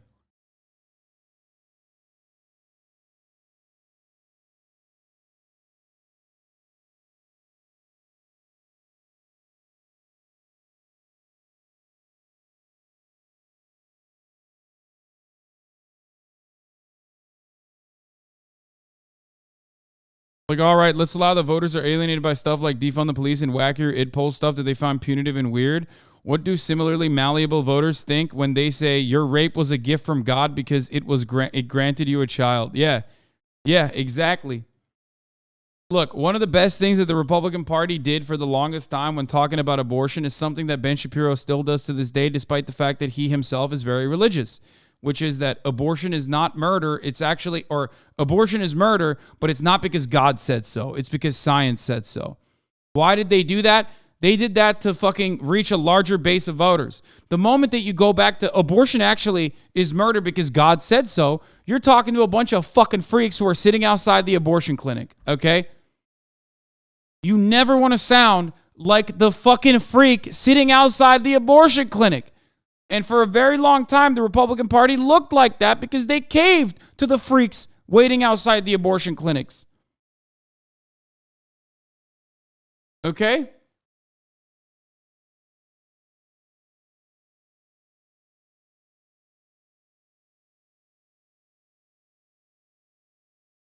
It's crazy. Anyway, let's look at this. The MAGA movement based on aging white boomer victimhood is a bell curve. That bell curve is peak for a simple reason that boomers, of which I am one, are dying off. Boomers were wholly unprepared for the blunt manipulations of Fox News and bundled cables of the 90s. White boomers never faced the Great Depression or World War, yet we were particularly susceptible to the idea that we were victims of hardships. In part because the restless disconnection of our gated community lives, we brought fragile white victimhood hook, line, and sinker. I don't know if I agree with this.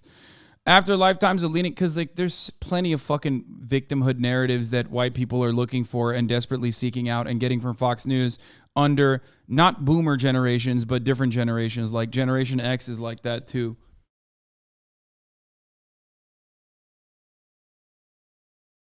But many of us double down on our false sense of victimhood. Yeah, I don't know. This is like not good enough.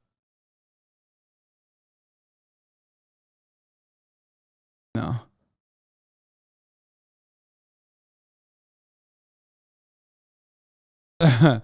Polls have made this very clear for a long time now. Do you consider yourself to be woke? A YouGov poll in May 2021. Yes, no, not sure / don't know what this means.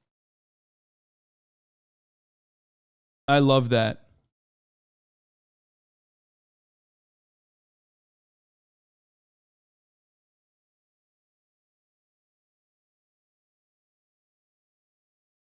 Right-wing Twitter guy today. Republicans need to take a long look in the mirror and figure out why we can't connect with fed-up Americans. Their previous 8,000 tweets. Look at this scene from Disney's Lightyear. The suit is intentionally designed to make pedophiles' cocks hard. Yeah, it's true. I've said this so many times. The more you fucking talk about pedophile shit, the more gross you come across to Normans. It's the pedo hunter narrative, right? That's why a lot of the pedo hunters on the internet are just so fucking weird. That's not a winning strategy. Constantly calling Democrats pedophiles is not a winning strategy because a lot of people don't want to think about that. Okay?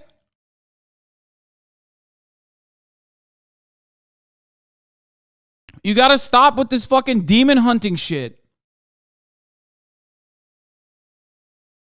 At a certain point when you're so obsessed with pedophiles, you start looking like one yourself. Yeah, exactly. The reality is that Republicans had a good night Defending pedos? You're doing it again, except you're extremely online. It's not about defending pedos, you fucking idiot. It's about claiming that every Democrat is a pedophile. If you're constantly look, you're just as fucking brain broken as the rest of the dumbass carnival barkers, and that's precisely why you cannot even comprehend what I'm saying. Okay? You cannot comprehend what I'm saying. I will never reach across to you, okay? I will never be able to get this message to you because you're already lost in the fucking sauce. There's a difference between actual fucking pedophiles and what half of these motherfuckers are saying are pedophiles, okay?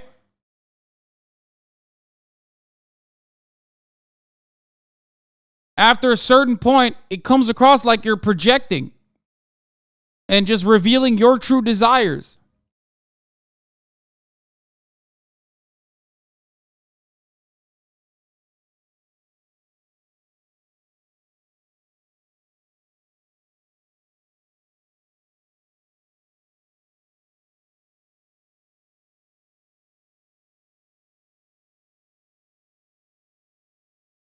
There you go.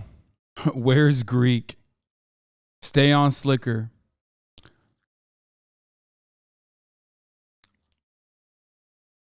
Not much more to show there. Like, you know where that motherfucker's politics are coming from. Not a great night, and certainly not an elite night. We wanted an elite night. We did not get it. We got a path forward. The voters told us this. We live inside of a broken country. This country is broken because the people are lied to, and you must coalesce the disenfranchised. You must coalesce the parts of the party that don't often. And how do we do it? With based Groiper memes. Vote Republican for victory. That means you have to use your power to give those people things they want to live with. You must create that position that Americans want. And where do Americans want to be? Watching football, eating wings, drinking beer, kids safe neighborhoods. That is where the vast majority of Americans want to be. Unfortunately, there are lost places like Manhattan. There are lost places like California. And what can you do? Yeah, dude, Manhattan is so lost. And so is California. Again, dude, this is the narrative that lost you the election. You kept talking about how fucking Los Angeles is on fire. You kept talking about how like these states are on fire. That's not the case, man. I live here, bro. What the fuck?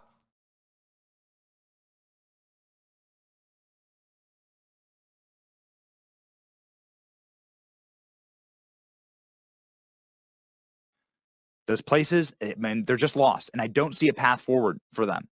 And if those people want crime, if they wish to live in filth And if they wish to live in the third world, let them do it. Let them have it. Abandon those places and move to places like Florida.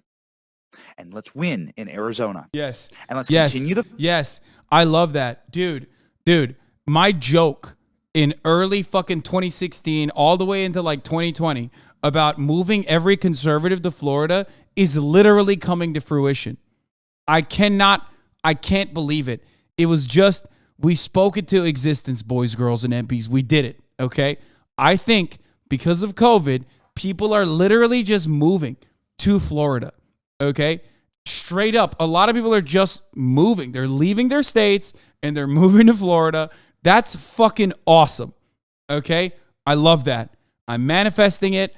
I got crystals shoved up my asshole, okay? I'm doing Scorpio behavior. My Virgo is in rising. My Mercury is in Gatorade. And I think conservatives are moving to Florida. Please make this a reality.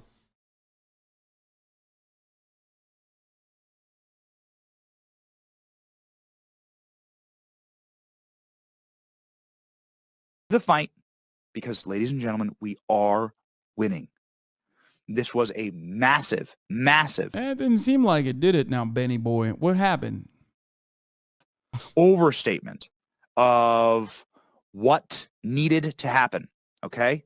We have been promising you a red wave. We got unfortunately, a red, like the waves that happen on a lake in the Midwest, little lapping waves. God, he's so bad. What the fuck is Progressive Floridian supposed to do? Move out, brother. That's it. Bro, it's sinking anyway. Plus, they can see if you... Dog, Florida is literally sinking. Just move out, just save yourself. I promise. We're watching 4 critical races. They're still too close to call. Nevada, Here, I gotta pee. Arizona, I'll be back in a Georgia, second. and Wisconsin, both Democrats and Republicans currently hold 48 seats. As you know, it takes 51 to win an outright majority. We have reporters, correspondents spread out across the country monitoring the closest races. In Nevada, incumbent Democrat Catherine Cortez Masto is in a virtual toss-up with the Republican Adam Laxalt, who helped former President Trump in his efforts to overturn the 2020 results in that state. Now, we are still waiting on an estimated 20% of votes to be reported in Nevada. Seen as Rosa Flores joins us now live from Las Vegas. Still very early there. What is the latest? Well, Anderson, both campaigns still very optimistic about their chance at winning this seat. As you mentioned, the incumbent senator, Catherine Cortez Masto, an endangered Democrat, probably one of the most endangered Democrats in the Senate. Her challenger, Adam Laxalt, they were both campaigning to the very last second yesterday, and then they were even tweeting out, asking their supporters to get in line, to make sure that they were in line at 7 p.m. Pacific, to make sure that their vote counted. Both of them very optimistic, giving this speech, both saying that they could win, both feeling confident about winning. Take a listen. Our positive energy got us to where we are today, and we are going to make sure that positive energy continues to flow this week. We are going to get this done. We're confident that the numbers are there, and we're going to win this race. We're going to take back Nevada and take back America. Nope. And Anderson, this midterm election here in Nevada is like no other. In 2020, Nevada went into a universal vote mail ballot. And what that means is that every registered voter, all 1.8 million, unless they opted out, got a ballot in the mail. And so long as they postmarked their ballot yesterday, it could get counted up to Saturday. And so we don't know how many of those ballots were put in the mail yesterday, Anderson, but we know that they're going to be counted. They're going to be counted until Saturday. And that's how democracy works here in Nevada. Yep. Rosa Flores, thanks so much. Appreciate it. In Arizona, 2 Trump-backed Republicans are trailing their Democratic opponents. Blake Masters is behind incumbent Mark Kelly by at least 6 points in the race for Senate. Race for governor, that is a lot closer. CNN senior national correspondent Sarah Seidner is live in Phoenix at the Maricopa County Election Center. Sarah, when do we expect more results? look, they have approximately 300,000 votes left to be counted. And this process takes a long time because here in Arizona, they're verifying every single signature. And we are just told by the Maricopa County Elections Tabulation Center that they are about to start that verification process yet again. They have been, up all night trying to count all of these ballots that have come in. A lot of this state and a lot of this county, which is the most populous county, votes by mail or votes early. And so a lot of the count has happened. About 60 to 70% of the count has already happened, but they do have about 30% to go. And that includes about those 300,000 ballots. Many of those were mailed in, but they received them by Tuesday. So that is what's happening just in the building behind me. They are starting that verification process, and we'll know more very, very, very soon. I do want to mention that, you talked about the candidates that are up for election, and 3 of the candidates in these really big races, Secretary of State, the governor's race, and the Senate race, 3 of the Republicans in those races are election deniers. And so people are really watching this race, and 2 of them backed by President Trump. People are really watching this to see what is going to happen with the Republican Party, and if Donald Trump had any kind of influence, whether good or bad. The Republicans are looking at this and saying if they see that the majority of independents, and that is the majority of voters here, if they see that this goes to the Democrats, they will know that the independents made a decision and decided to go Democrat. But we have to wait and see what the count is. Anderson? Yeah, we'll be watching closely. Sir Seidner, appreciate it. The contentious Senate race in Georgia could very well be headed for a runoff. Incumbent Raphael Warnock, who flipped. This is a earlier broadcast. We now know it is. His seat blue for the first time in 50 years, correspondent. I'm going to skip this part because we already know. Here, let's look at what they're... Actually, early this morning, as they addressed their supporters, they asked for just a little more time and patience. Take a listen. But whether it's later tonight or tomorrow or 4 weeks from now, we will hear from the people of Georgia. If you can hang in there a little bit longer, just hang in there a little bit longer, because something good, it takes a while for it to get better. And it's going to get better.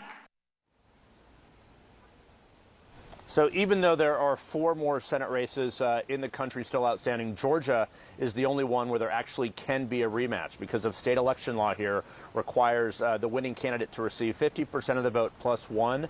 So even though Senator Warnock is in the lead here, this is almost certainly going to a runoff. Again, so 4 more weeks of campaigning here. All eyes actually will be on Georgia if control of the Senate hangs in the balance, which it appears that it will, Anderson.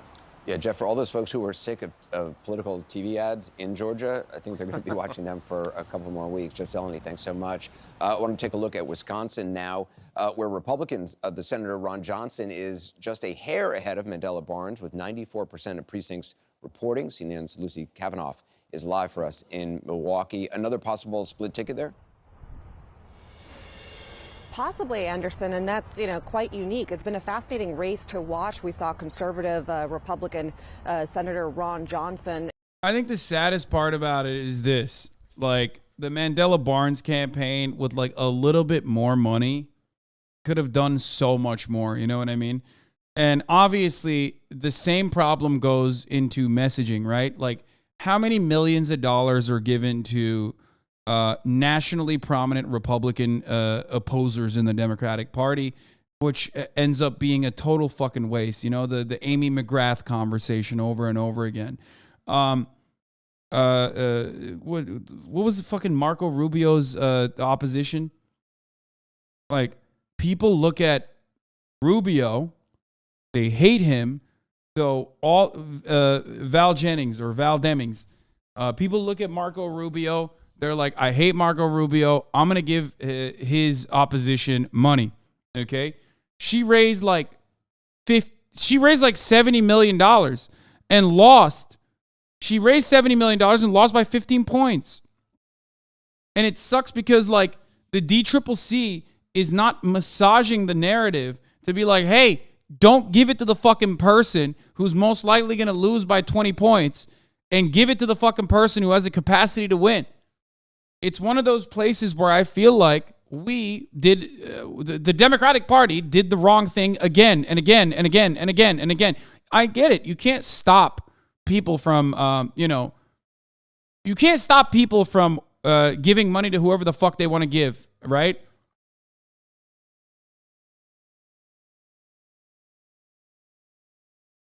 But it's still like, how many times are we going to do the fucking Jamie Harrison situation? How many times are we going to have the Amy McGrath situation?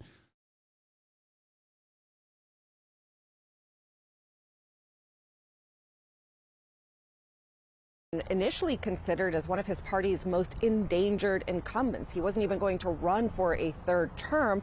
He decided to run. Initially, Mandela Barnes, the lieutenant governor, a Democrat, had challenged. Like, look at this. Look at this. That's so sad, man. That's so fucking sad. That is so sad. That is such a winnable fucking race, dude. He was a little bit ahead in the polls leading up to the election, but we saw that lead evaporate. Now it's down to the wire. 94% of the vote in. Johnson edging ahead Barnes by nearly 32,000 votes. We're still waiting for some counties to fully complete the numbers, but Johnson sort of declaring victory already. Cautiously, though. Take a look. The progressive mailers that I'm unfortunately a part of constantly wanted me to give money to Mandela Barnes, okay? But the problem is Mandela Barnes did not have national attention from the National Democratic Party. He wasn't on the fucking forefront. It wasn't like he wasn't on MSNBC. He wasn't on CNN.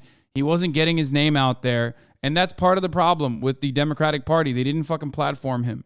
Okay? They didn't. And when that happens, you don't fucking run. When that happens, you don't raise enough money. When you don't raise enough money, you're gonna lose a winnable election.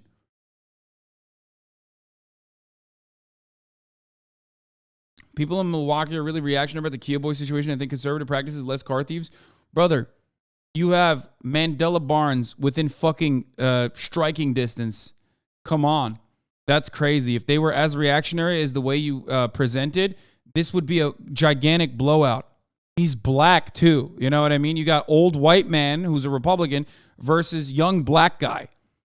And they fucking ripped him as like the pro-crime candidate, right?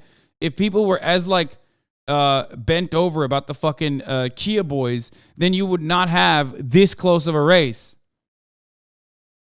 They ran some racist ads. That's true. But they ran those ads all around the country, if we're being real. As a Wisconsin voter, I saw very little about Barnes. But weren't you saying the opposite was true for Abrams? I might be misunderstanding. What, Stacey Abrams? I don't like Stacey Abrams. People aren't as afraid of the Kia Boys in Milwaukee as a lot of people outside of Milwaukee believe. We've looked very closely at the numbers. We feel very confident that there's no way that they can really make up that gap. But you said more establishment Democrat attention lose? No. No. The National Democratic Party still has the capacity to obviously uplift certain candidates, but they pick losers, okay? They pick and choose more moderate voters, not moderate voters, sorry. They pick and choose more moderate candidates. They pick and choose pro-cop candidates, conservative candidates that they think are aligned with the national narrative that they want to put forward. Okay?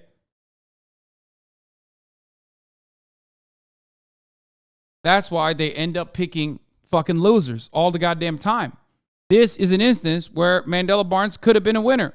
And the difference would have been the National Democratic Party's attention shifting over to that race and having a little bit more coverage for him.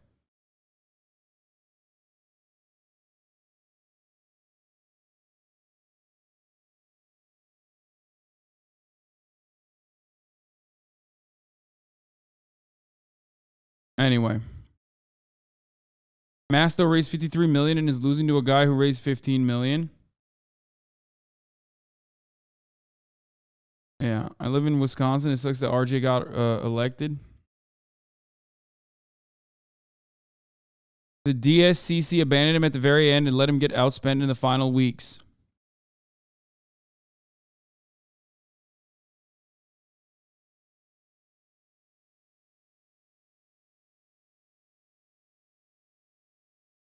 Jamie Harrison, who lost by double digits in 2020 to Lindsey Graham, who fucking fundraised like a motherfucker because he was running against Lindsey Graham, by the way, is the head of the DNC because that's how the Democratic Party operates. They love losers. They love graceful losers more than they like rugged winners who have the capacity to win, especially if they're like kind of progressive. Anyway, let's continue. Yeah, I'm not going to, declare victory until all the numbers are in, but I just want to give you guys the sense that this race is over. So we have yet to hear from Barnes. He hasn't spoken yet, although we are hearing that Johnson might be making a speech in the next hour or two.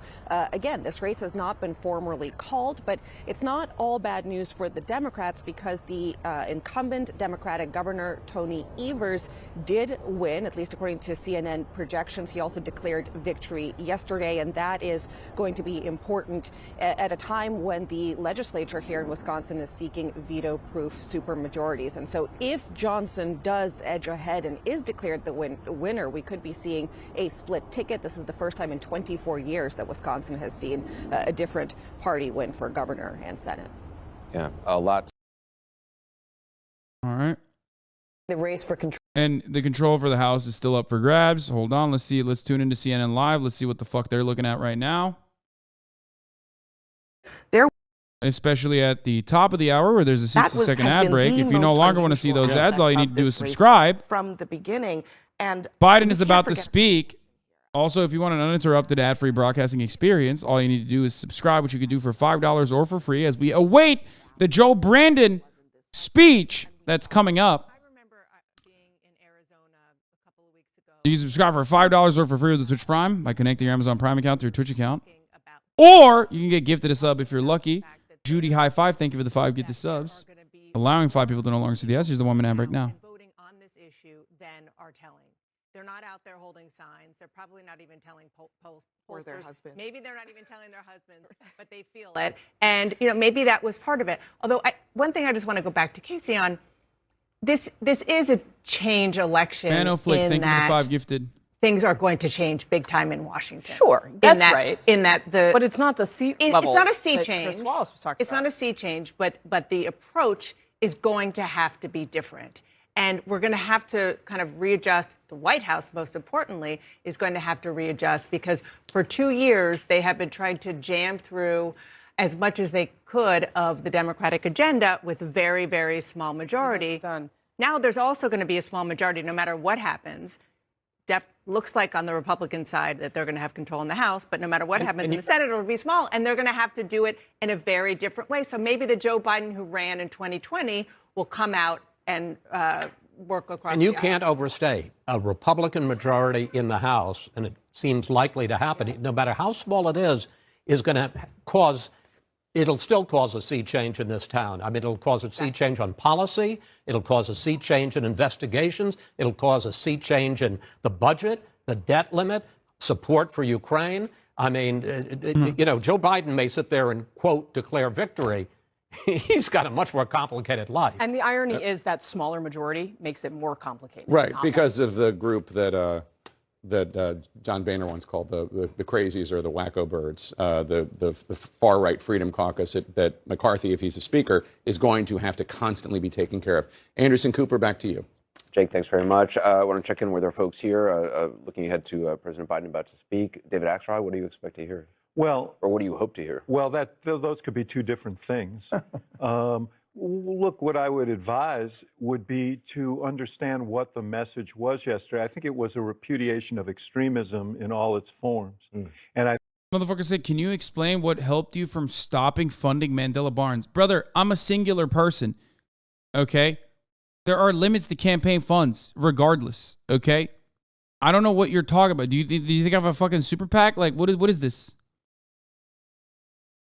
It's always good. Humility is good. And I think, I would understand if they're buoyant in the White House because this was a far better result than they anticipated.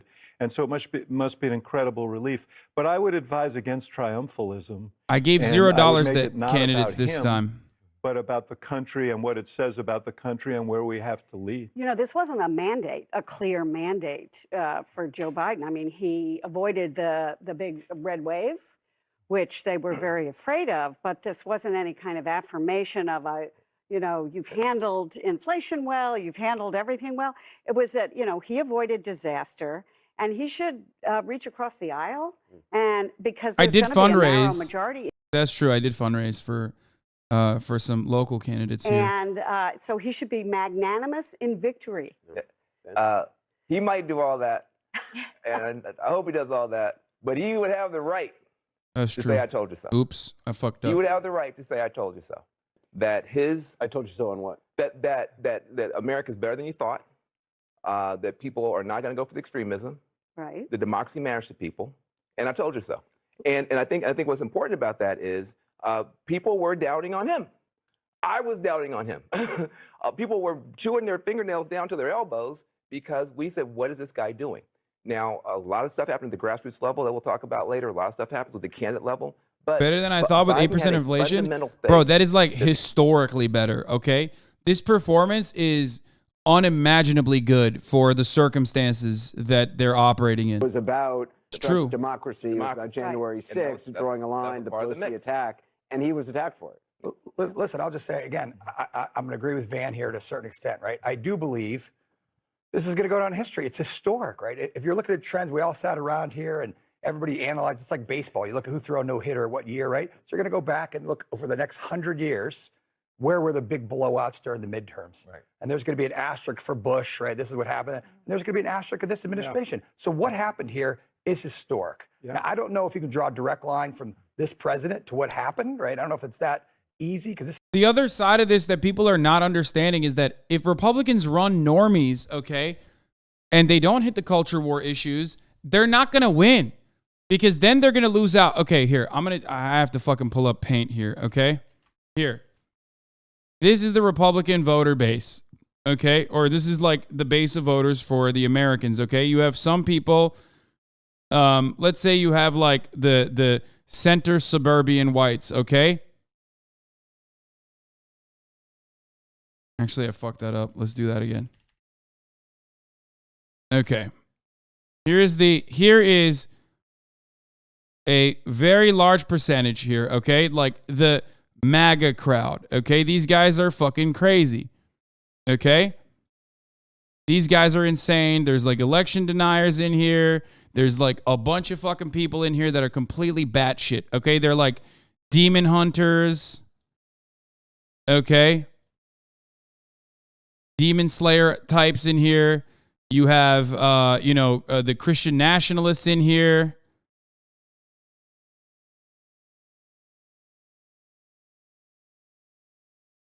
You have Nazis.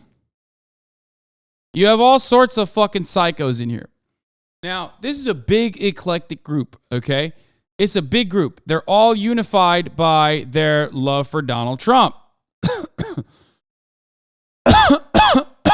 Then you have some reliable voters that also happen to be in the MAGA crowd a little bit, okay? That also like Donald Trump or don't think Donald Trump is offensive or whatever the fuck, okay? Who are also simultaneously like, suburban voters, the suburb whites, okay? They're wealthier. They are, but they're also like, they fancy themselves to be more intellectual than the MAGA crowd, like the bulk of the MAGA crowd. Republicans had a unique way of captivating both of these guys because they ran against Hillary Clinton with Donald Trump. Okay? They were able to captivate the psychotic demon slayers and the suburban moms because they were able to feed the media narratives. They also had, the Democrats had like a really shitty fucking, the Democrats put a shitty candidate against them that everybody hated. You know what I mean? But what basically, you mean the actually educated Republicans who base their politics off of fiscal conservatism initially? Kind of. Okay? Now, the problem is, in order to win in the primaries, you need these guys. Okay? In order to win a fucking primary, you need the most resilient base of support, which is like the evangelical demon hunter psychos, okay? In order to win in the general, though, you also need these votes. And these two have somewhat conflicting values. Now, this, either you need to make these guys be more sane, okay? Either you need to make the MAGA crowd be more sane, which is not going to happen because they're insane, or you need to make the suburban voters more insane. Otherwise, the Republican Party will face this contradiction over and over again. Okay? The contradiction that is, they can't run on actual policies. They have to run on wedge issues. The MAGA crowd loves the wedge issues, but the suburbans think the wedge issues go too far. Okay? Wedge issues are, ones that they haven't already exhausted, because you can't really do the gun thing. Nobody thinks that, like, guns are really under attack or anything like that unless they're completely psychotic. You know what I mean? And even some of the suburban moms would probably consider the gun thing to be, like, a little too far anyway. Here is a wedge issue. Guns. Okay. You can't really hammer that on. Abortion, you've already cooked. You've already exhausted. Okay. This is a fetus.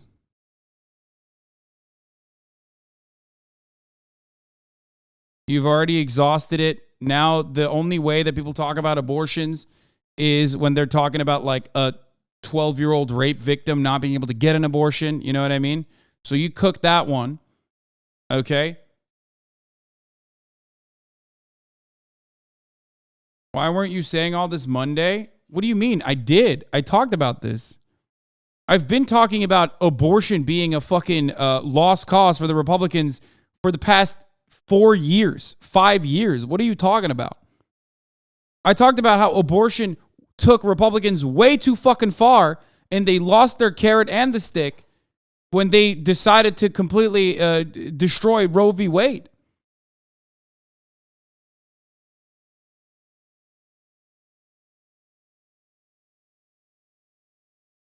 Anyway,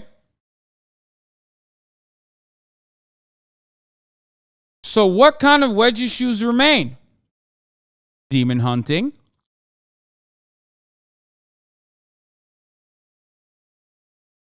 and gay shit. Okay? Gay, pedo, gender crazy stuff. Okay? Gay, gender, madness. Now, here's the thing. There's a lot of gay people out there. Oh, and then there's CRT. The thing is, there's a lot of gay people out there. They're open. They're out and about. So you can't go, like, super far to the gay shit. Like, you can't do the gender sicko conversation over and over again. In order to, like, shit on gay people, you have to, in order to shit on the LGBT people consistently, you have to say that they're all gender sickos and they're peeing in litter boxes and they're also trying to do pedophilia. But when you talk about that, oh, borders too, I forgot. Yeah, borders, immigration.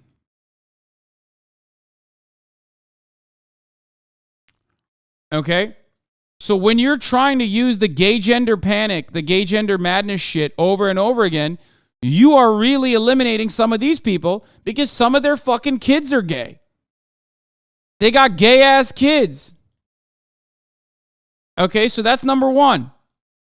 They also have children who want to have abortions. They like abortions. Okay? They're fans. They're fans of abortions. They at least want the option. They also kind of find it to be icky when you're constantly talking about trans people doing pedophilia. So that's the reason why at the heart of, like, the wedge issues, when you exhaust some of the more overarching ones, and when you actually put the full throttle on, when you put the fucking gas pedal on the abortion ones, the only issues that remain are ones that are going to be things that they don't want to really think about. Okay?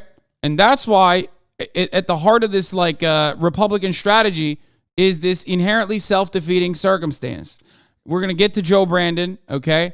And we're going to listen to what he has to say. Is Biden even on right now? Is he live already? I hate all of you whenever you do this. When Biden isn't live yet and you fucking lose your mind and you say, Brandon is live, Brandon is live. Where? Where is he? Send me a fucking link instead of screeching.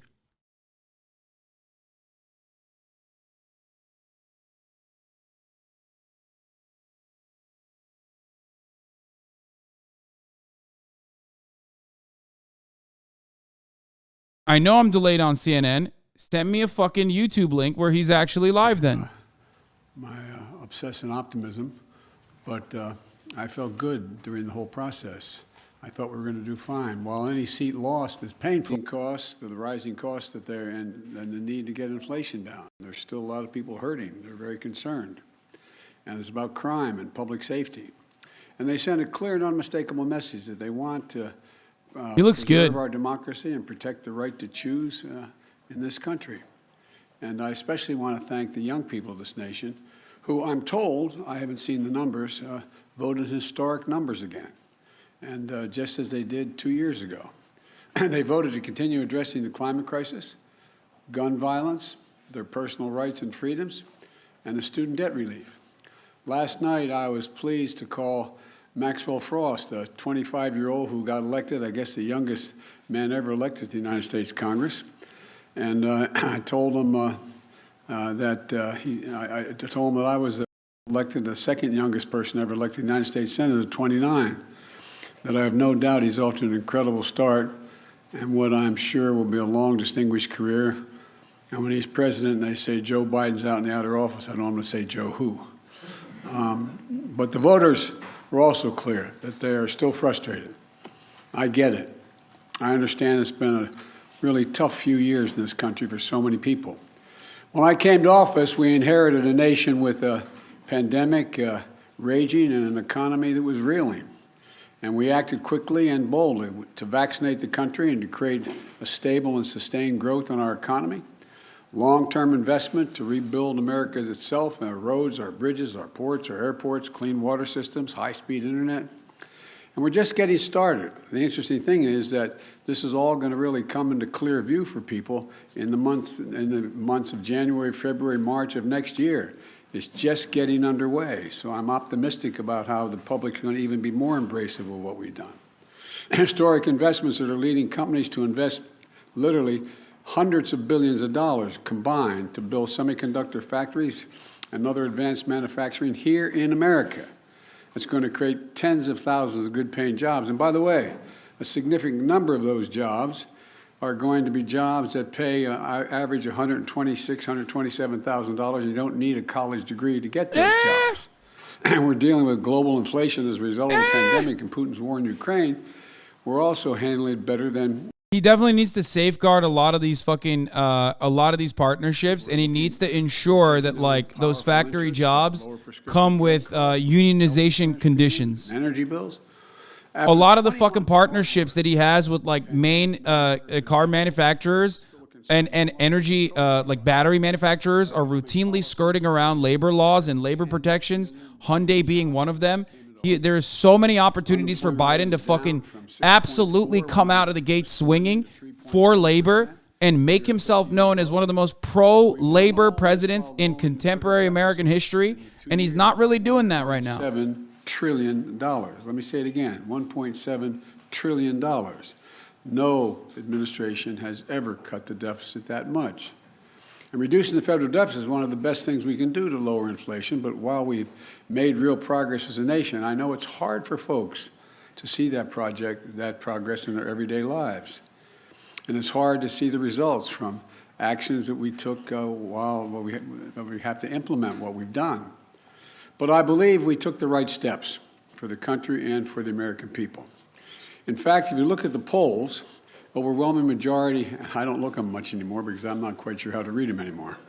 I hope you are uncertain as well. But overwhelming majority of American people support the elements of my economic agenda. From rebuilding America's roads and bridges to lowering prescription drug costs to historic investment in tackling the climate crisis to making sure that large corporations begin to pay their fair share in taxes. And I'm confident these policies are working and that we're on the right path, and we need to stick with them.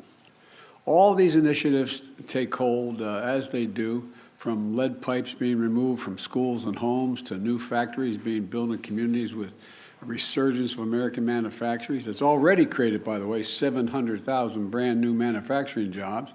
You've heard me say it ad nauseum. I don't know where it's written. It says we can't be the manufacturing capital of the world. We are now exporting product, not jobs, around the world. People across the country are going to see even more clearly the positive effects on their day-to-day lives. But I still understand why they're hurting right now. So many people are concerned. As I have throughout my career, I'm going to continue to work across the aisle to deliver for the American people. And it's not always easy, but we did it the first term. And I'll be surprised a lot of people that we signed over 210 bipartisan laws since I've become president, and we're revitalizing American manufacturing, gun safety, we did it together, and dozens of laws positively impacting on our veterans. And let me say this, regardless of what the final tally in these elections show, and there's still some counting going on, I'm prepared to work with my Republican colleagues. The American people have made clear, I think, that they expect Republicans to be prepared to work with me as well. In the area of foreign policy, I hope we'll continue this bipartisan approach of confronting Russia's aggression in Ukraine. When I return from the G20 meetings in Indonesia with other world leaders, I'm going to invite the leaders of both political parties, as I've done in the past in my foreign trips. And we're going to give it to China. Okay, dude. Okay, this stuff sucks. Nobody cares. The remainder of this year. Get back to the inflation shit. Get back to the labor shit. The economic and national security priorities of the United States. I think at this stage, most Americans understand. Like, liberals don't have a fucking dove approach anymore. No one is a fucking dove. Everyone is reactionary as fuck towards America's foreign enemies, okay? Wrap that part up, Grandpa. That stuff is going to work in the way that the American military-industrial complex wants it to work regardless. Next calendar year. And I'm not going to walk away from the historic commitments we just made. Americans are insanely fucking reactionary towards China. They're insanely reactionary towards America's foreign enemies. Voters don't want more taxes for the tax cuts for the super wealthy and biggest corporations. And I'm going to continue to focus on cost cutting for working and middle-class families. And building an economy. Dude, he should literally say, if corporations don't lower prices, we are going to tax them on levels that make the 60s look like tax havens. The class is doing well, and the poor have a way up. Just come out. If he said that right now, if he was like, listen, whether you like it or not, American people want you to pay your fair share. Okay? And if you want to keep raising these goddamn prices, we'll fucking show you. Just pay your fair share. That's all. That's all. Just pay your fair share. It's like those 55 corporations in 2000 that made $40 billion and didn't pay a penny in federal taxes. It's not right. Everybody has an obligation. So now they have to pay a staggering 15%. You all pay more than that for your taxes. So I'm going to keep my commitment that no one earning less than $400,000 a year, and that's a lot of money where I come from, are going to see their federal taxes go up. And I want to be very clear. Under no circumstances will I support the proposal put forward by Senators Johnson and the senator from down in Florida to cut or make fundamental changes in Social Security and Medicare. That's not on the table. I will not do that. I will veto any attempt to pass a national ban on abortion, but I'm ready to compromise with the Republicans where it makes sense on many other issues. And I'll always put the needs and interests of American people first. So let me close with this. On this election season, the American people made it clear. They don't want every day going forward to be a constant political battle. There's too much of that going on. And there's too much that we have to do. The future of America is too promising to be trapped in an endless political warfare. And I really mean it. You've heard me say it time and again for the last 20 months or so. I am so optimistic about the prospects for America. We need to be looking to the future, not fixated on the past. And that future is bright as can be. We're the only nation in the world that's come out of every crisis stronger than we went into the crisis. And that's a fact. I mean, literally mean that. We've come out stronger than we've gone in. And I've never been more optimistic about America's future than I am today. You know, particularly because of all those young people I talked about, 18 to 30. They're showing up. They're the best educated generation in American history. They're the least prejudiced generation in American history, the most engaged generation in American history, and the most involved.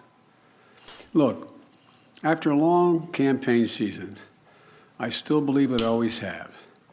This is a great nation, and we're a great people. And it's never been a good bet to bet against America. Never been a good bet to bet against America. There's nothing beyond our capacity if we work together. We just need to remember who the hell we are. We're the United States of America.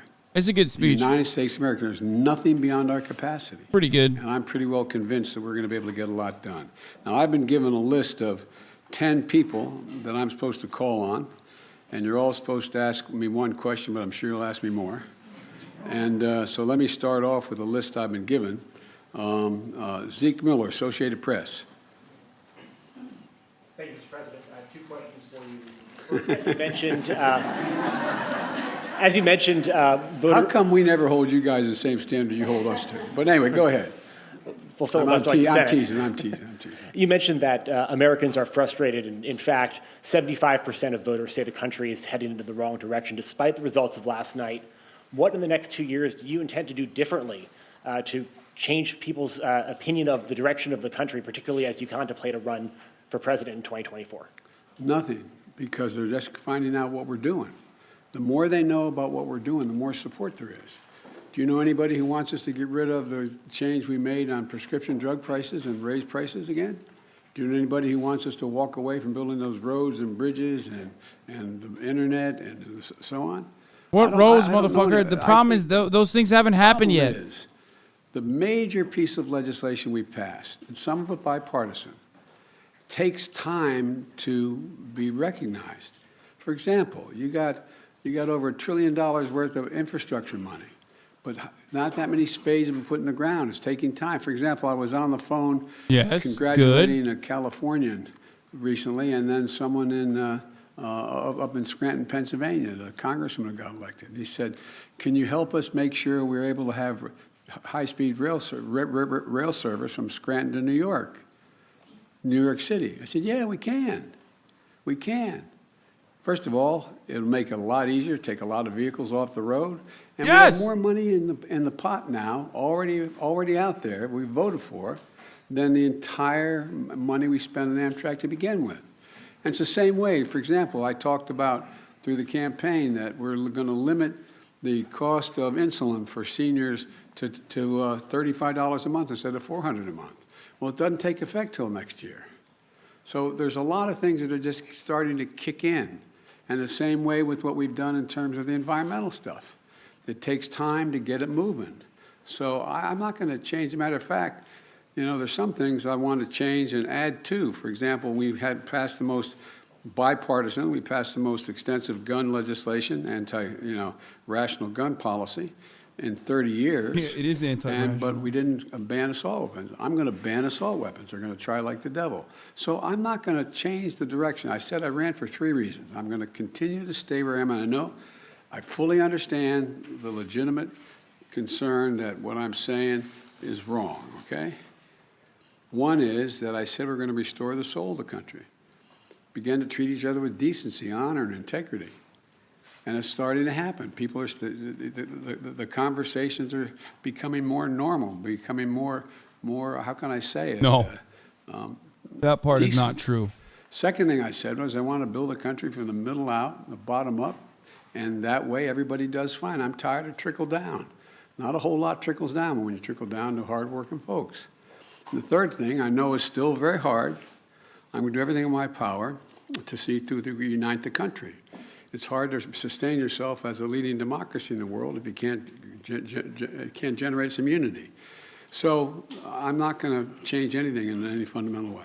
And just on a different topic, Mr. President, Russia today claimed that it had evacuated the Kherson region and the Kherson city. All right, back to the hits. Potentially an inflection point in that conflict. And do you believe that Ukraine now has the leverage it needs to begin peace negotiations with Moscow?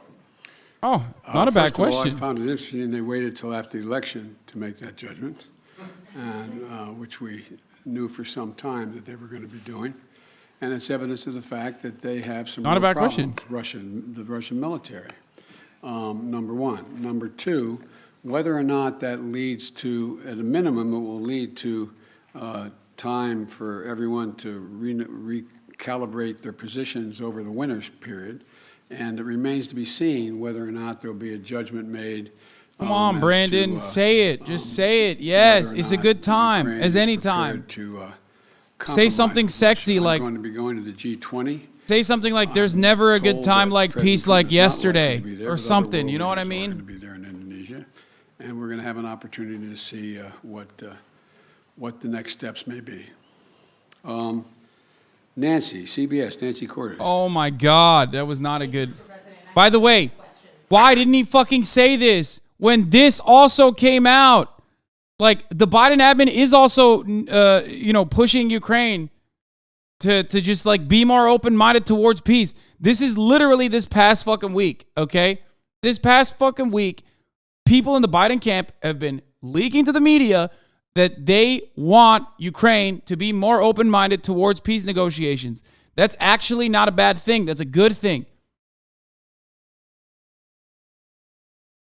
What the fuck happened? Why didn't you just repeat that? We won them all. I didn't know that last night. So it's a moving target right now, but it's going to be very close. Can you describe your relationship with Mr. McCarthy? How often do you speak to him? What do you think of him? I think he's a Republican leader, and I haven't had much of occasion to talk to him, but I will be talking to him. I think I'm talking to him later today. When it comes to your legislative agenda, when you were vice president, your legislative agenda basically ran into a brick wall 2 years in when Republicans took control of the House, and that lasted for the rest of the Obama presidency. Is there any way for you to prevent that same fate from happening this time around? Yes. If Republicans take control of the House? Yes, because it's going to be much closer if they take control. If they can't, look, the predictions were, and again, I'm not being critical of anybody who made the predictions. I got it, okay? This is supposed to be a red wave. You guys, you were talking about us losing 30 to 50 seats, and this was going to, nowhere near, that's not going to happen. And so there's always enough people on the other team, whether it's Democrat or Republican, that the opposite party can make an appeal to and maybe pick them off to get the help. And so it remains to be seen. But look, I doubt whether or not, for example, all the talk, I'd ask I don't expect you to answer, but the rhetorical question, do you think that, Senator Johnson is going to move to cut Medicare and Social Security? And if he does, how many Republicans do you think are going to vote for it? So it depends. And then my final question. Republicans have made it clear that if they do take control of the House, that they want to launch a raft of investigations on day one into your handling of Afghanistan, the border. They want to look into some of your cabinet officials. They want to investigate you. They may even want to investigate your son. What's your message? It's kind of, yeah, that sucks that like we won't be getting a lot of that. Investigating your family. Imagine if they particularly your won son with both business Senate dealings. and the House. Like, Lots it of would have luck been in the wild. senior They could have year, just my like, coach used to say. I mean, I Look, guess they'll still do I it. think the American public want us to move on and get things done for them. And, I heard that there were, it was reported, whether it's accurate or not, I'm not sure, but it was reported many times that Republicans were saying, and the former president said, how many times are you going to impeach Biden? Impeachment proceeding against Biden. I mean, I think the American people will look at all of that for what it is. It's just almost comedy. I mean, it's, but, look, I can't control what they're going to do. All I can do is continue to try to make life better for the American people. Okay, Phil Mattingly, CNN. Thank you, Mr. President. I have 37 quick. I'm kidding. Sir, at a fundraiser last month, you said, quote, the rest of the world is looking at this election, both the good guys and the bad guys. You noted you're going to the G20 in a couple days. You'll come face to face with many of those leaders the same moment that your predecessors. Oh, that's awesome. Who are the bad guys? Name some names. Would you fight them? How should those world leaders, both good guys and bad guys, view this moment both for America and for your presidency? Well, first of all, these world leaders know we're doing better than anybody else in the world as a practical matter. Notwithstanding the difficulties we have, our economy is growing. You saw the last report. We're still growing at 2.6%. We're creating jobs. We're still in a solid position. And there's not many other countries in the world are in that position. And I promise you, from the telephone calls I still have and from the meetings I have with other heads of state, they're looking to the United States and saying, how are you doing? What are you doing? What can we do together? So I think that the vast majority of my colleagues, at least those colleagues who are NATO members, European Union, Japan, South Korea, et cetera, I think they're looking to cooperate and wanting to know how we can help one another. And what was the other question?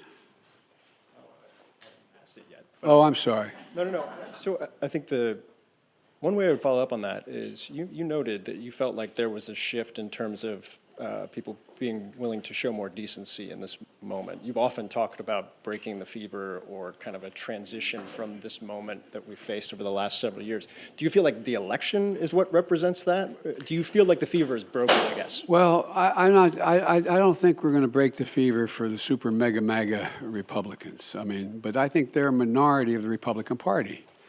I think the vast majority of the members of the Republican Party, we disagree strongly Super on mega issues, MAGA? That's crazy. Decent, honorable people. We have differences of agreement on issues. But they, I work with a lot of these folks in the Senate and the House for a long time, and they're honest and they're straightforward. They're different than mine, but they're decent folks. And so I think that the rest of the world, and a lot of you have covered other parts of the world, and the rest of the world is looking at the United States. I guess the best way to say this is to repeat what some of you heard me say before. The first G7 meeting for the public, that's the 7 largest democracies, when I went to right after we got elected in February, after I got sworn in January. And I sat down at a round table with the 6 other world leaders from the European Union and Canada, et cetera, and said, America's back. And one of them turned to me and said, for how long? For how long? It was a deadly earnest question. For how long? And I looked at them, and then another one went on to say, and I'm not going to name them, went on to say, what would you say, Joe, if in fact we went to bed tonight here in England, woke up the next morning and found out that 1,000 people had stormed the Parliament of Great Britain, gone down the hall, broken down the doors, 2 cops ended up dying. What would you say to that? And they tried to stop the confirmation of elections. You know what he'd say? He'd say, BBC, I'm Irish. I asked a rhetorical question. What would you all think? You think England was really in trouble? That's what he'd say, dude. Don't ask if that happened in Great Britain. Don't ask an Irish Catholic what he'd do. That's the way people were looking at us, like storming the halls of Parliament.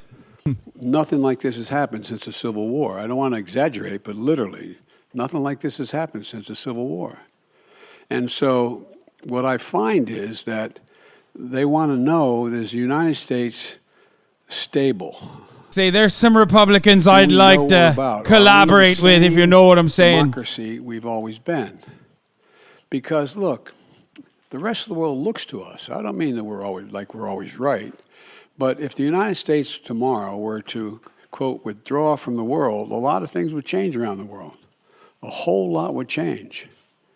And so they're very concerned that we are still the open democracy we've been, and that we have rules and the institutions matter. And that's the context in which I think that they're looking at, are we back to a place where we are going to accept decisions made by the court, by the Congress, by the government, et cetera?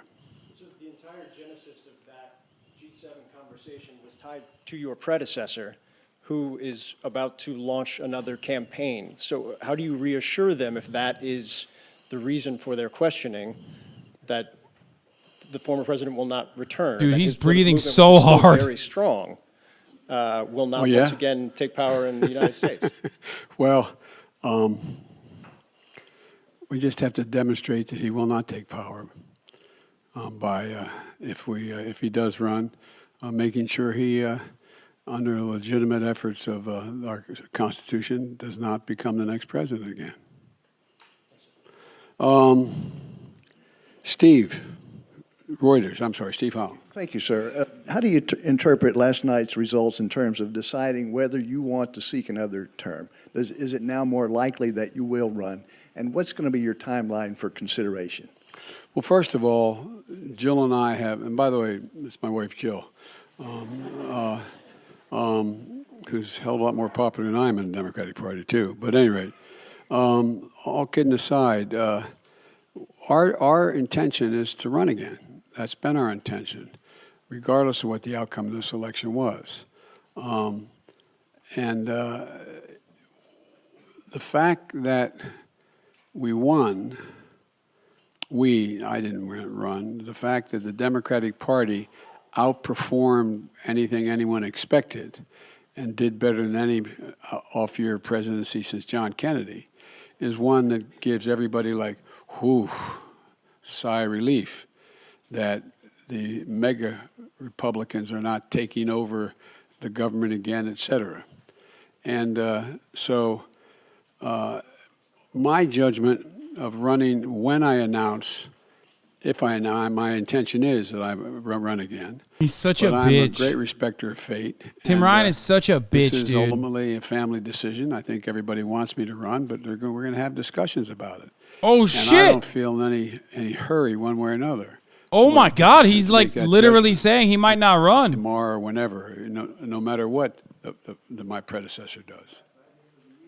Early next year, or what's your, Well, what's your thinking? my guess is, I hope Jill and I get a little time to actually sneak away for a week around between Christmas and Thanksgiving. And my guess is it'll be early next year we make that judgment. Oh my God. But it is my plan to do it. He's like, look alive, Jack. I'm almost dead. Okay, I'm he sorry. Said, cut the malarkey. I'm basically 1 foot out the door, brother. BBC Radio. Thank you, Mr. President. WNBA star Brittany Griner today was moved to a Russian penal colony. Yeah, he's trying to have serve out some her 9-year sex, sentence. dude. Do you have an update right now on her condition? What do you know about that?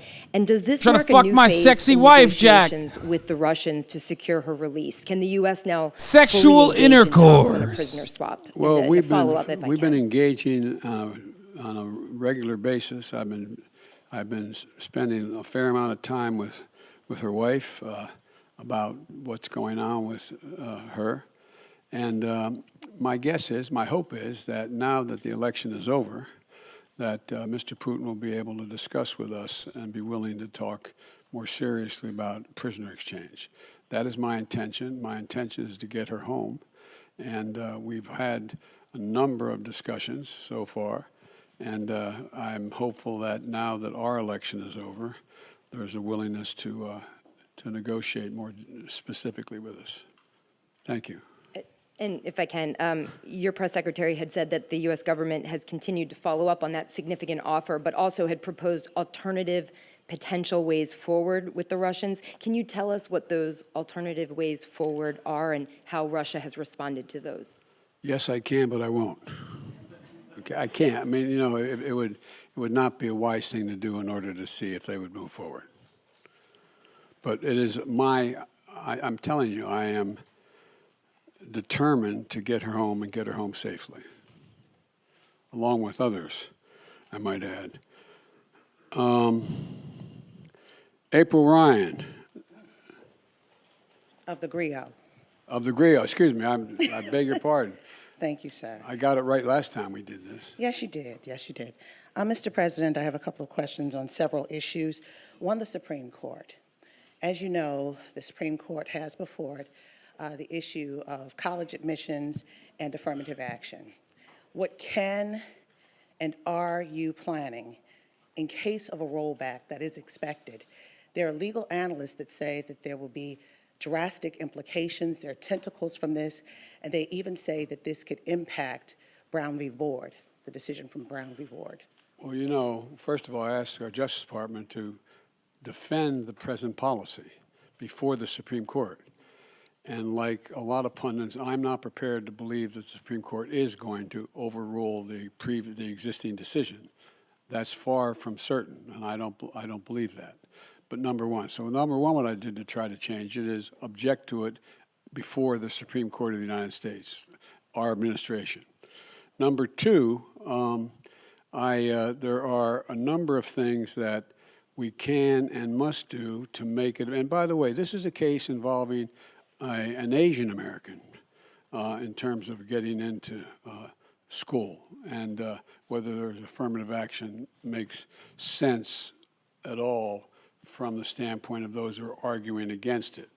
But you know, the fact is that we're also in a circumstance where there's a lot that we can do in the meantime to make sure that there's an access to good education across the board. And that is by doing things that relate to starting education at age 3, formal schooling at age 3, which increases not daycare but school. All the studies over 10 years show that that increases the prospect of someone making it through 12 years without any difficulty, no matter what the background they come from, by 56%. And I also think that we should be making sure that we have the ability to provide for 2 years of education beyond that, whether it's apprenticeships or community colleges.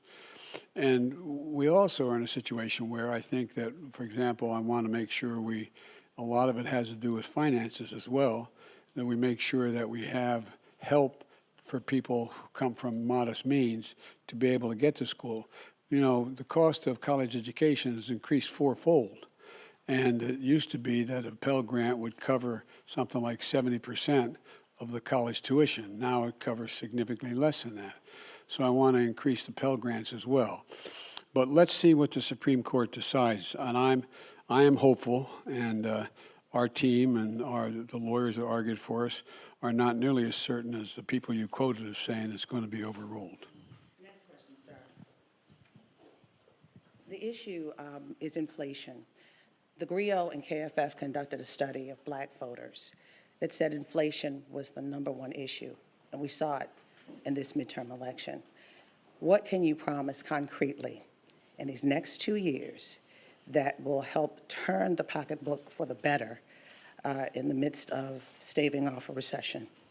Well, a number of things. First of all, black unemployment is almost cut in half under my administration just since I began. More black businesses have opened up, small businesses, than ever before. We're now in a situation where we're providing, through the Small Business Administration, down payments for people buying homes, because most people accumulate wealth in the value of their home. Most middle-class families are like mine. My dad bought a home, didn't have it, just scraped together to get a home. By the time he was able to retire, he had built up equity in the home. That's how most people do that. But what I can't do is I can't guarantee that we're going to be able to get rid of inflation, but I do think we can. We've already brought down the price of gasoline about $1.20 a gallon across the board, and I think that the oil companies are really doing the nation a real disservice. Six of them made over $100 billion in the last quarter in profit. $100 billion. In the past, let's fucking go. The two things that they have done before. Do it. Invest in more refineries and producing more product, and or passing on the rebates to the gas stations. They sell the oil at a cheaper rate than they are selling it now, not taking advantage, and that lowers the price of the total gallon of gas because that gets passed on. So there's a whole lot of things that we can do that are difficult to do, but we're going to continue to push to do them. And the other thing is that one of the things that makes a gigantic difference is what are the costs that exist in the average family and average black community. One, prescription drug cost. Well, we're driving those down precipitously beginning next year. And, I'll bet a lot of people in the African American and Caucasian community that need to take insulin for diabetes. Well, we're going to be reducing that cost. They're not going to pay more than $35 for the insulin instead of average of $400. And I can go down the list of the things that my dad used to say it a different way. At the end of the month, the things you have to pay for, from your mortgage to food on the table to gasoline in the automobile, do you have enough money to do it? And when it's done, do you have anything left over? And medical bills are a big piece of that, particularly in the African American community and the poorer communities. They need help. And so we're driving down all of those costs, and we've already passed the legislation to do that. It's just taking effect. So there's a lot of things we can do to affect the things that people need on a monthly basis to reduce their inflation, their cost of living. But I am optimistic because we continue to grow and at a rational pace. We are not anywhere near a recession right now in terms of the growth, but I think we can have what most economists call a soft landing. I'm convinced that we're going to be able to gradually bring down prices so that they, in fact, end up with us not having to move into a recession to be able to get control of inflation. And Mr. President, last question on humanity. I know everybody else got some. Well, you're coming. Okay, go ahead. Last question on humanity. Sir, you can't legislate and you can't executive order out the issue of empathy or the lack thereof in the midst of this rhetoric, this heated political rhetoric. What's next? The fuck? Part of what I think leadership requires, and I hope... The fuck kind of question is that? Is letting people know you understand their problem. Again, my dad used to have an expression. He said, I don't expect the government to solve my problems, but I expect them at least know what they are, understand them. And your dad sucks. Like a lot of you, we've been very fortunate as a family, but we've also been through a lot of fairly tough times. And I've had the great advantage. Fucking annoying ass lib dad. When my first wife and daughter were killed when a tractor trailer broadsided them and killed my wife and killed my first wife Jesus and killed my Christ, daughter. it's getting dark. And my two boys are expected to die. It took the jaws of life 3 hours to get them out there on top of their dead mother. Jesus Christ. Oh my God, he's going in. Like.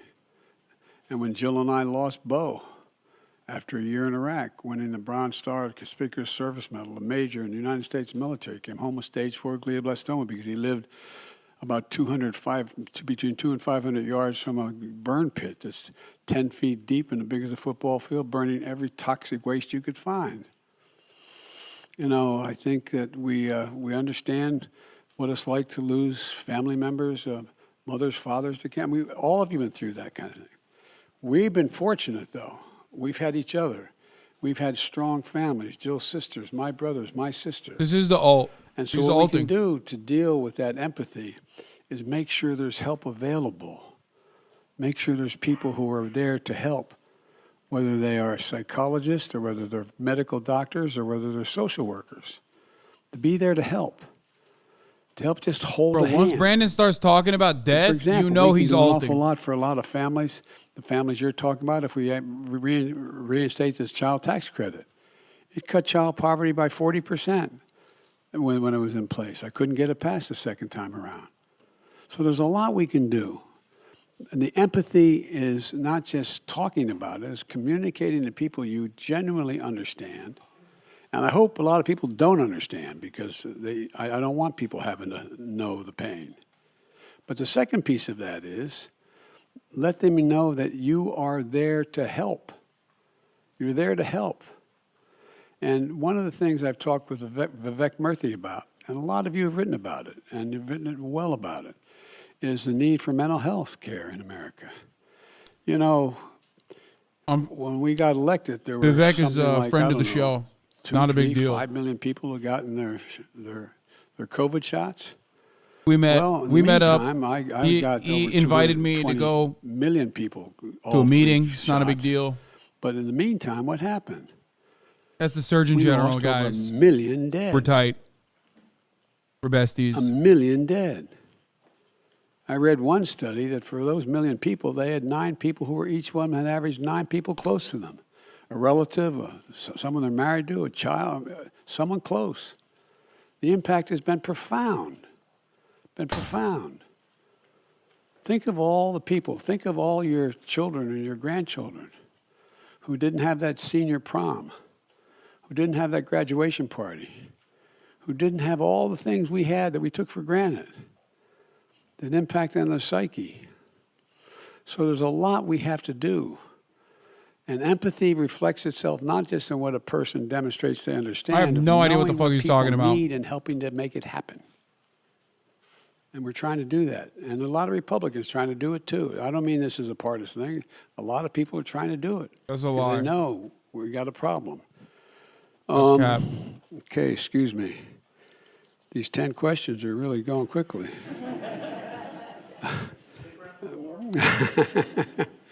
Well, I've got to meet with some of my, talk to some of the Republican leadership soon. But anyway, Jenny Leonard, Bloomberg. Thank you, Mr. President. 2 questions. One, shifting back to your trip to Asia. When you meet with President Xi Jinping of China, will you tell him that you're committed to defending Taiwan militarily? And what are you hoping to get out of this meeting that will make it a success? What the Are you willing fuck? to make any concessions to him? Media's back on its old shit, bro. I'm not willing to make any fundamental concessions because what I've told him in the beginning, and this is I've spent over 78, I think they told me, hours with him so far, 67 in person when I was vice president. The media President be like, Obama oh, knew he now that the couldn't midterms spend are over, time war. with the vice president. How of the much have you country, considered so I it? traveled 17,000 Why haven't you miles considered it between China enough? and around in the United States. I've met with him many times. And I've told him, I'm looking for competition, not conflict. And so what I want to do with him when we talk is lay out what kind of each of our red lines are, understand what he believes to be in the critical national interests of China, what I know to be the critical interests of the United States, and determine whether or not they conflict with one another. And if they do, how to resolve it and how to work it out. And so, and Taiwan doctrine has not changed at all from the very beginning. The very beginning. So I'm sure we'll discuss China. Yeah, because it's one nation. Taiwan, and I'm sure we'll discuss It's a number one of other fucking issues, state. including That's why it hasn't fair changed. trade and relationships. But that's not what the media is asking his about. relationship with other countries in the region, and so anyway, so there's a lot we're going to have to discuss. You want another question? Yes, and Everybody one else got one. You didn't Two or say three. if you will tell Xi Jinping personally that you are committed to defending Taiwan. I'm going to have that conversation with him. That wasn't my second one. Sorry. Sorry, I actually have an unrelated question too. Mr. President, do you think Elon Musk is a threat to U.S. national security? I think he and should literally. Oh, this is a good question. The Never mind. U.S. and with the tools you I do have, think this is a good investigate question. his joint acquisition of Twitter with foreign governments, which includes. But I was about to Saudis? say, I think media people like want to be fucking agents so bad. You're like a failure. You couldn't get into the CIA. I think that because you got a journalism degree and you couldn't get into Yale, so you couldn't go to CIA. So now you're just like trying to agitate from the journalism side. Cooperation and/or technical relationships with other countries is worthy of being looked at. Whether or not he is doing anything inappropriate, I'm not suggesting that. I'm suggesting that it's worth being looked at.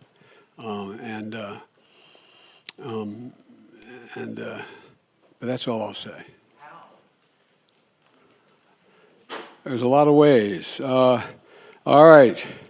That's a good question. Kristen Welker. Thank you so much, Mr. President. I appreciate it. I want to follow up with you on working with Republicans. Leader McCarthy again suggested that he is not prepared to write what he has called a blank check to Ukraine, and yet you expressed optimism that funding for Ukraine That's a lie. would continue, that the policies toward That's Ukraine... a fucking lie. Why should the people of Ukraine and this country have confidence in that, given the comments by Leader McCarthy? Kevin McCarthy will write an even larger check to Ukraine. That's bullshit. They are beholden to the same corporate benefactors. Don't you need to Kevin McCarthy is just posturing. There's no fucking way. Well, let me put it this way. What I meant was I don't have to change any of the policies I've already passed. You think Republicans don't have defense contractors in their fucking districts? No, of course they do.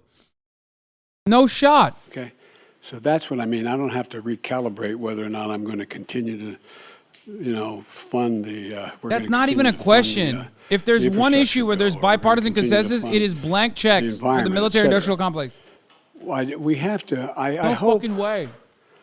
I think there is a growing pressure on the part of the American people, expecting both parties and all elements of both parties to work out their substantive differences and not just, I'm not going to do that because it would benefit that party. This is when the media believes its own narrative about like personal. So saving Ukrainian lives. Okay, you know, it they remains forgot to be that it's seen not about saving what Ukrainian the lives. makeup of the House It's about will Northrop be. Grumman. It's about I'm Raytheon's hopeful that, bottom line. Kevin and I can work out modus vivendi as to how we'll proceed with one another. Will aid to Ukraine continue uninterrupted? 100%. That is my expectation. And by the way, we've not given Ukraine a blank check. There's a lot of things that Ukraine wants we didn't do.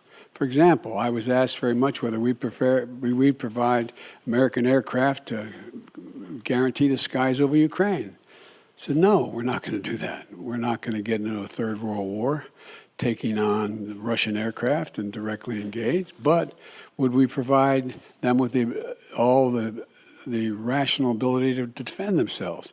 Yes. We provide those HIMARS. Well, the HIMARS, there's two kinds of, but in the average person's parlance, rockets you can drop in those. One that goes over 600 miles and one that goes about 160 miles. We didn't give them any ones that go to 600 miles because I'm not looking because for they don't want them to hit start Russia. Russian territory. And so we want to make sure that there's a relationship that they're able to defend themselves and take on what is purely the ugliest aggression that's occurred since World War II on a massive scale on the part of Putin within Ukraine. And there's so much at stake. So I would be surprised if Leader McCarthy even has a majority of his Republican colleagues who say they're not going to fund the legitimate defensive needs of Ukraine. This is not about Ukrainian sovereignty, nor is it about Ukrainian defense. It's about American MIC bottom line. Every Republican is going to keep funding it. No shot. They don't think you should run for re-election. What is your message to them, and how does that factor into your final decision about whether or not to run for re-election? It doesn't. What's your message to them? To those 2/3 of Americans? Watch me. Okay, one more. Very quickly, we saw Governor Ron DeSantis with a resounding victory in Florida last night. Who do you think would be the tougher competitor, Ron DeSantis or former President Trump, and how is that factoring into your decision? It'll be fun watching them take on each other. All right, That's David a great answer. Bro, he is on it, dude. That's a great fucking Thank you, Mr. answer. President. I also have a question for you. For literally a decrepit old shell of a man, that's pretty good. When you said it remains to be seen whether the Ukraine government is prepared to compromise with Russia. Previously, you've told us the only thing for the Russians to do is get completely out of Ukraine, go back to the lines that existed Uh-oh. prior to February 24th. The media's back on its bullshit Are you again, suggesting dude. with the word compromise that you think that there is room for territorial compromise now? No, I'm not. See, that's up to the Ukrainians. Nothing about Ukraine without Ukraine. Oh my God, the media is so fucking annoying. I didn't have any in mind. You have asked the question whether or not, if I recall, whether or not what would happen if, in fact, after I think the context is that whether or not they're pulling back from Fallujah and from the Kherson, the city of Kherson, and they're coming back across the river to the eastern side of the river, the Russian forces. Look alive, And I Jack. said You said what's gonna Fallujah. happen is They're going to both lick their wounds, decide what they're going to do over the winter, and decide. Go whether or inside, not old they're man. gonna You've been talking for compromise. too long. That's Wheel that's him what's in. going to happen, whether or not. I don't know what they're going to do, but I do know one thing: we're not going to tell them what they have to do. You were asked before about your meeting with President Xi. At this point, the Chinese government, by the estimate of the Pentagon, is getting ready to bring their force of nuclear weapons up to over 1,000 weapons, significant increase from what they've had for many decades. You've seen the... Hello, sir. I'm calling from the not CIA-funded Radio Free Kentucky. I was wondering if you could tell me when and how you plan to use nuclear arms in China. No, I'm just saying. I just found it interesting that Biden's being a popular. Sir, could you please address Biden's being an extremist. When you're going to genocide and entire turns out Chinese you all are writing about territories? it now. Kind of fascinating. So my question is, do you think that they are putting together a real alliance, the Chinese and the Russians? And do you believe that you need to begin speaking with President Xi about some form of arms control if he's going to get up to a level of weapons similar to what the United States and Russia have right now? No and yes. No, I don't think there's a lot of respect that China has for Russia or for Putin. I don't think they look at that as a particular alliance. Matter of fact, they've been sort of keeping their distance a little bit. I do think that it remains to be seen whether Xi Jinping has decided that, or backed off of his initial judgment that he wanted China to have the most powerful military in the world, as well as the largest economy. But he's a long way from both. But I think Not really. I think talk about nuclear weapons and I mean, yes, on the location, military number part, of but them, not really on the access economy. Is important to discuss. Thank you all so very, very much. What the fuck's he picking up?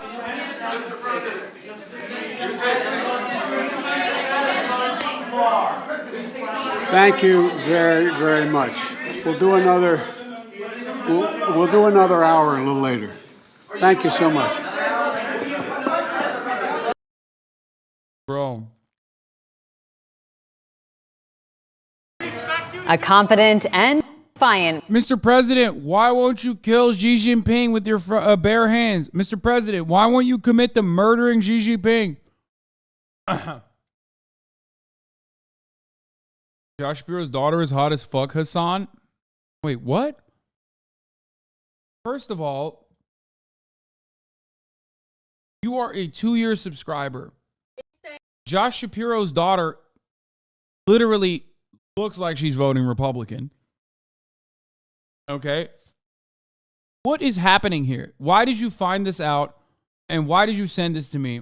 And why did you use those words while sending this to me? Oh my God. Immediately followed up by another long-term community member, 9-month subscriber, coming in hot with fake news. That's literally just a basic-ass TikTok meme that is a lie. Hey, guys. Holy shit. Guys, we have guests here today. Okay? We have guests here. We have more people in here, and you are not looking good right now. You're looking bad. Okay? This is fake news. It's not real. This is like not even a good attempt at comedy. It's a lame attempt at comedy. And you fell for it. That's really embarrassing. Okay? Also embarrassing, the fact that you sent me the Josh Shapiro's daughter is hot meme. behave in front of our guests. Okay, we have new people in here. Speaking of guests, I'm going to have Asita on in a moment. Hold on, I'm going to hit him up right now.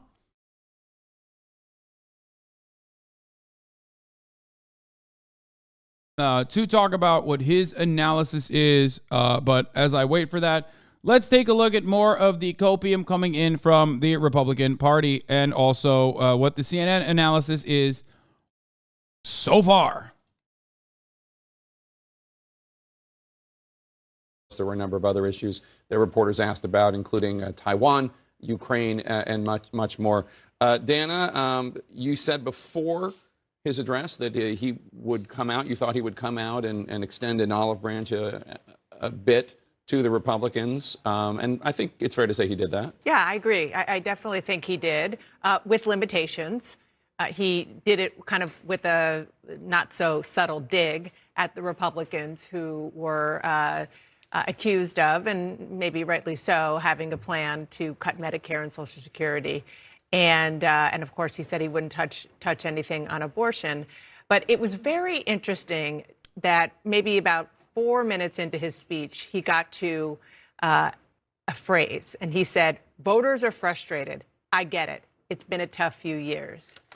I would not be surprised if in an earlier version of this opening remarks, that was the top. That was where he was going to start when they thought that they were going to get be in a much worse position than they were. And then that moved down. And he started with, we thought that everybody said there was going to be a red wave. There wasn't. We defied history. We defied the odds. And then he eventually got to the I feel your pain moment. Yeah, I was really struck. I mean, he started where I expected him to start, on the feeling that this was a watershed moment for democracy, that message that he pressed on in the end had some impact on voters. People may disagree about that, but I do think that the results seem to show that a lot of the people who Biden would characterize as threats to democracy did not win their campaigns. But where my ears really pricked up was when he started talking about what he said voters said clearly. He said they clearly said that their concerns were about rising costs and inflation and crime and public safety. This is very clearly a White House that understands not to overread. This is not any kind of mandate, but not to overread what happened last night. And that, yeah, I mean, in addition to all of the other factors, voters do, in fact, care about the economy. That is very clear. Whether or not they kick Democrats out wholesale over that one issue may not have happened, but Biden seemed to acknowledge today that he believes that is still a top priority for his Jake, if Joe Biden was extending an olive branch to House Republicans, there weren't many olives on it. I mean, on the one hand, he said, I hope that, we can work together. The American people want us to work together. But all he Chris talked Wallace about was of things that he Fox wouldn't deal News. with, that he wasn't going to entertain any thoughts about an abortion ban, about cuts to Medicare, to Medicaid, tax cuts for the wealthy, any changes to his prescription drug. He said that any kind of investigation was almost a comedy. And at one point, when they were asked him, what are you going to do? How are you going to act differently? He said, well, I've got a pen and I can veto. There wasn't a single specific area where he said, this is a specific policy. Ladies and gentlemen, that I think we can pursue. I'm about to have Asita on of New Republic and The Guardian. But also, before I do that, it's top of the fucking hour. And I'm Chris Wallace of Fox News telling you that if you no longer want to see those ads, all you need to do is subscribe for $5 or for free. Twitch Prime is free. If you want to veto that, that's all you need to do. Or get gifted a sub. Okay. You can get gifted a sub if you're lucky. Here's a 1-minute ad break now. Okay. Investigations that the House may launch was an And I gotta come quickly under do more something. pressure in a more narrow majority to launch more investigations. I gotta clean up here real quick. We had seen him kind of try to tamp that down a little bit in the waning weeks of the campaign, kind of say, well, that's this impeachment talk, I don't know.